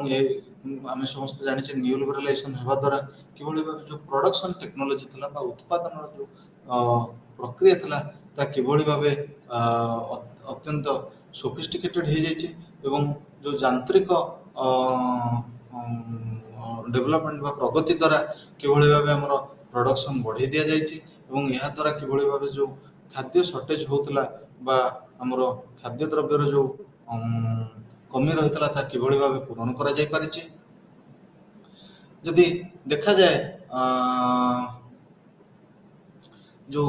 ଜଗତୀକରଣ ଦ୍ୱାରା ଆମର ଯେଉଁ ନ୍ୟାସନାଲ୍ ଇକୋନୋମିକ୍ ଗ୍ରୋଥ୍ ରହିଛି ବା ଯେଉଁ ଆର୍ଥିକ ପ୍ରଗତି ରହିଛି ଏହାକୁ କିଭଳି ଭାବେ ଅଧିକ ଉନ୍ନତ କରାଯାଇପାରିଛି ଏବଂ ଜଗତୀକରଣ ଦ୍ୱାରା ଯଦି ଦେଖାଯାଏ ଯେଉଁ ଫରେନ୍ ଡାଇରେକ୍ଟ ଇନଭେଷ୍ଟମେଣ୍ଟ ଆମର ହେଉଛି ବା ଯେଉଁ ଆମର ବିଦେଶରୁ କ୍ୟାପିଟାଲିଷ୍ଟ ମାନେ ରହିଲେ ବା ପୁଞ୍ଜିପତି ମାନେ ରହିଲେ, ସେମାନେ କିଭଳି ଭାବେ ଗୋଟିଏ ଦେଶରେ ଆସି ନିଜର ଅର୍ଥ ରାଶି ବିନିଯୋଗ କରୁଛନ୍ତି ଗୋଟେ ଇଣ୍ଡଷ୍ଟ୍ରି ବା ଗୋଟେ ଦେଶର ଇଣ୍ଡଷ୍ଟ୍ରି ଖୋଲିବା ପାଇଁ କିମ୍ବା ଗୋଟେ କାରଖାନା ଖୋଲିବା ପାଇଁ କିମ୍ବା ଗୋଟେ ଫ୍ୟାକ୍ଟ୍ରି ଖୋଲିବା ପାଇଁ। ଏହାଦ୍ୱାରା କ'ଣ ହେଉଛି ନା ଯେଉଁ ଲୋକାଲ୍ ଇକୋନୋମି ରହିଲା ଏହା ବୃଦ୍ଧି ପାଉଛି। କିଭଳି ଭାବେ ବୃଦ୍ଧି ପାଉଛି ନା ଯେଉଁ ଲୋକାଲ୍ ଲୋକମାନେ ଥିଲେ ବା ଯେଉଁ ଆମର ଆଞ୍ଚଳିକ ଲୋକମାନେ ଥିଲେ, ଯେଉଁ ବ୍ୟକ୍ତିବିଶେଷ ମାନେ ଥିଲେ ଏବଂ ଯେଉଁମାନଙ୍କ ପାଖରେ ଚାକିରି ନଥିଲା ବା କୌଣସି ରୋଜଗାର ପନ୍ଥା ନଥିଲା, କେବଳ କୃଷିକୁ ଛାଡ଼ିଲେ, ସେମାନେ କିଭଳି ଭାବେ ବର୍ତ୍ତମାନ ଏ ଯେଉଁ ଇଣ୍ଡଷ୍ଟ୍ରିଆଲିଷ୍ଟ ବା FDI ଜରିଆରେ ଯେଉଁ ଲୋକମାନେ ଆସି ଆ, ଆ, ତାଙ୍କର ଇଣ୍ଡଷ୍ଟ୍ରି ଖୋଲିଲେ ବା ଫ୍ୟାକ୍ଟ୍ରି ଖୋଲିଲେ ସେଠି କିଭଳି ଭାବେ ତାଙ୍କୁ କାମ କରିବା ପାଇଁ ସୁଯୋଗ ମିଳୁଛି ଏବଂ ରୋଜଗାରର ତାଙ୍କର ପନ୍ଥା ସୃଷ୍ଟି ହେଇଛି। ଏବଂ ଯେ ଦେଖିବା ଅନ୍ୟ ଏକ ପାର୍ଶ୍ୱରେ ଯେଉଁ ଆମର କେତେ ଗୁଡ଼ିଏ ସ୍କଲାର ରହିଲେ ସେମାନଙ୍କର କହିବା ଅନୁଯାୟୀ ଯେଉଁ ଜଗତୀକରଣ ଦ୍ୱାରା ଇନିକ୍ୱାଲିଟି ବା ଅସମାନତା ବୃଦ୍ଧି ପାଇଛି। ଯେ ଦେଖିବା ସେମାନଙ୍କ ମଧ୍ୟରୁ ଆମର ନୋବେଲ ବିଜେତା ବା ନୋବେଲ ଲରେଟ୍ ଆମର ଜୋସେଫ ଷ୍ଟିଗ୍ଲିସ୍ ରହିଲେ, ନୋଆମ ଚମ୍ସ୍କି ରହିଲେ, ଯେଉଁ ଇତିହାସର ସ୍କଲାର ମାନେ ଆମର ରହିଲେ ଆମର ଜୟରସ ବାନର୍ଜୀ ରହିଲେ, ଏଭଳି କେତେ ଗୁଡ଼ିଏ ସ୍କଲାର ଅଛନ୍ତି ଯେଉଁମାନେ କହନ୍ତି ଯେ ଯେଉଁ ଧନୀ ଏବଂ ଗରିବ ଭିତର ଯେଉଁ ଡିଫରେନ୍ସ ରହିଛି ତାହା କିଭଳି ଭାବେ ଧୀରେ ଧୀରେ ବଢ଼ିଛି ଏବଂ ଏହା ଗୋଟେ ଏକପାଖିଆ ପୁଞ୍ଜିବାଦ ବା ଯେଉଁ କ୍ରୋନିକ୍ କ୍ୟାପିଟାଲିଜମ ଆମେ କହୁ ତାହା କିଭଳି ଭାବେ ପୁଞ୍ଜିବାଦକୁ ଜନ୍ମ ଦେଇଛି। ଯଦି ଦେଖିବା ଆମର ଭାରତ କ୍ଷେତ୍ରରେ ଯେଉଁ ପରମଜୟ ଗୁହା ଠାକୁର ତାଙ୍କର ଯେଉଁ କ୍ରୋନିକ୍ କ୍ୟାପିଟାଲିଜମ ଗୋଟେ ବୁକ୍ ତାହା କିଭଳି ଭାବେ ଅନେକ କଣ୍ଟ୍ରୋଭର୍ସିର ଶିକାର ହେଇଥିଲା। ସେ କିଭଳି ଭାବେ କହିଥିଲେ ଯେ ଭାରତ ଭଳି ଦେଶରେ କେବଳ ଜଣେ ହିଁ ପୁଞ୍ଜିପତି ଅଧିକ ଉନ୍ନତି କରିଛନ୍ତି। ସେଇଭଳି ଭାବେ ଯଦି ଆମେ ଦେଖିବା ନୋଆମ ଚମ୍ସ୍କିଙ୍କ ଥୋମାସ ପିକେଟିଙ୍କର ମଧ୍ୟ ଯେଉଁ ଲେଖା ରହିଛି କ୍ରୋନିକ୍ କ୍ୟାପିଟାଲିଜମ ଉପରେ ତାହା ମଧ୍ୟ କିଭଳି ଭାବେ ଏହା ଦର୍ଶାଇଥାଏ ଯେ ବିଶ୍ୱର ଯେଉଁ ଜଗତୀକରଣ ଦ୍ୱାରା କେବଳ କିଛି ଲୋକ ହିଁ ଅଧିକ ଧନୀ ହୋଇଛନ୍ତି ଏବଂ ଧନୀ ଏବଂ ଗରିବ ମଧ୍ୟରେ ବିଭେଦ ବଢ଼ି ବଢ଼ି ଯାଇଛି। ତେଣୁ ଆଜିର ଆଲୋଚନାରେ ଆମେ ଏହା ଜାଣିବାକୁ ପାଇଲେ ଯେ ଜଗତୀକରଣର ଯେଉଁ ଆଲୋଚନା ଆମେ କଲେ ଜଗତୀକରଣ ସମ୍ବନ୍ଧରେ ଯେ କିଭଳି ଭାବେ ବିଭିନ୍ନ ସ୍କଲାର ମାନଙ୍କର ଭିନ୍ନ ମତ ରହିଥିଲା। କେଉଁମାନେ କହିଥିଲେ ଜଗତୀକରଣ ଭଲ ପ୍ରଗତି ଆଣିଦେଇଛି ଏବଂ କିଛି ଲୋକ କହିଲେ ନାହିଁ ଏହା ଅସମାନତାକୁ ବୃଦ୍ଧି କରିଛି। ତେଣୁ ଆମେ ଆଜିର କ୍ଲାସ୍କୁ ଏଇଠି ଶେଷ କରିବା। ଧନ୍ୟବାଦ।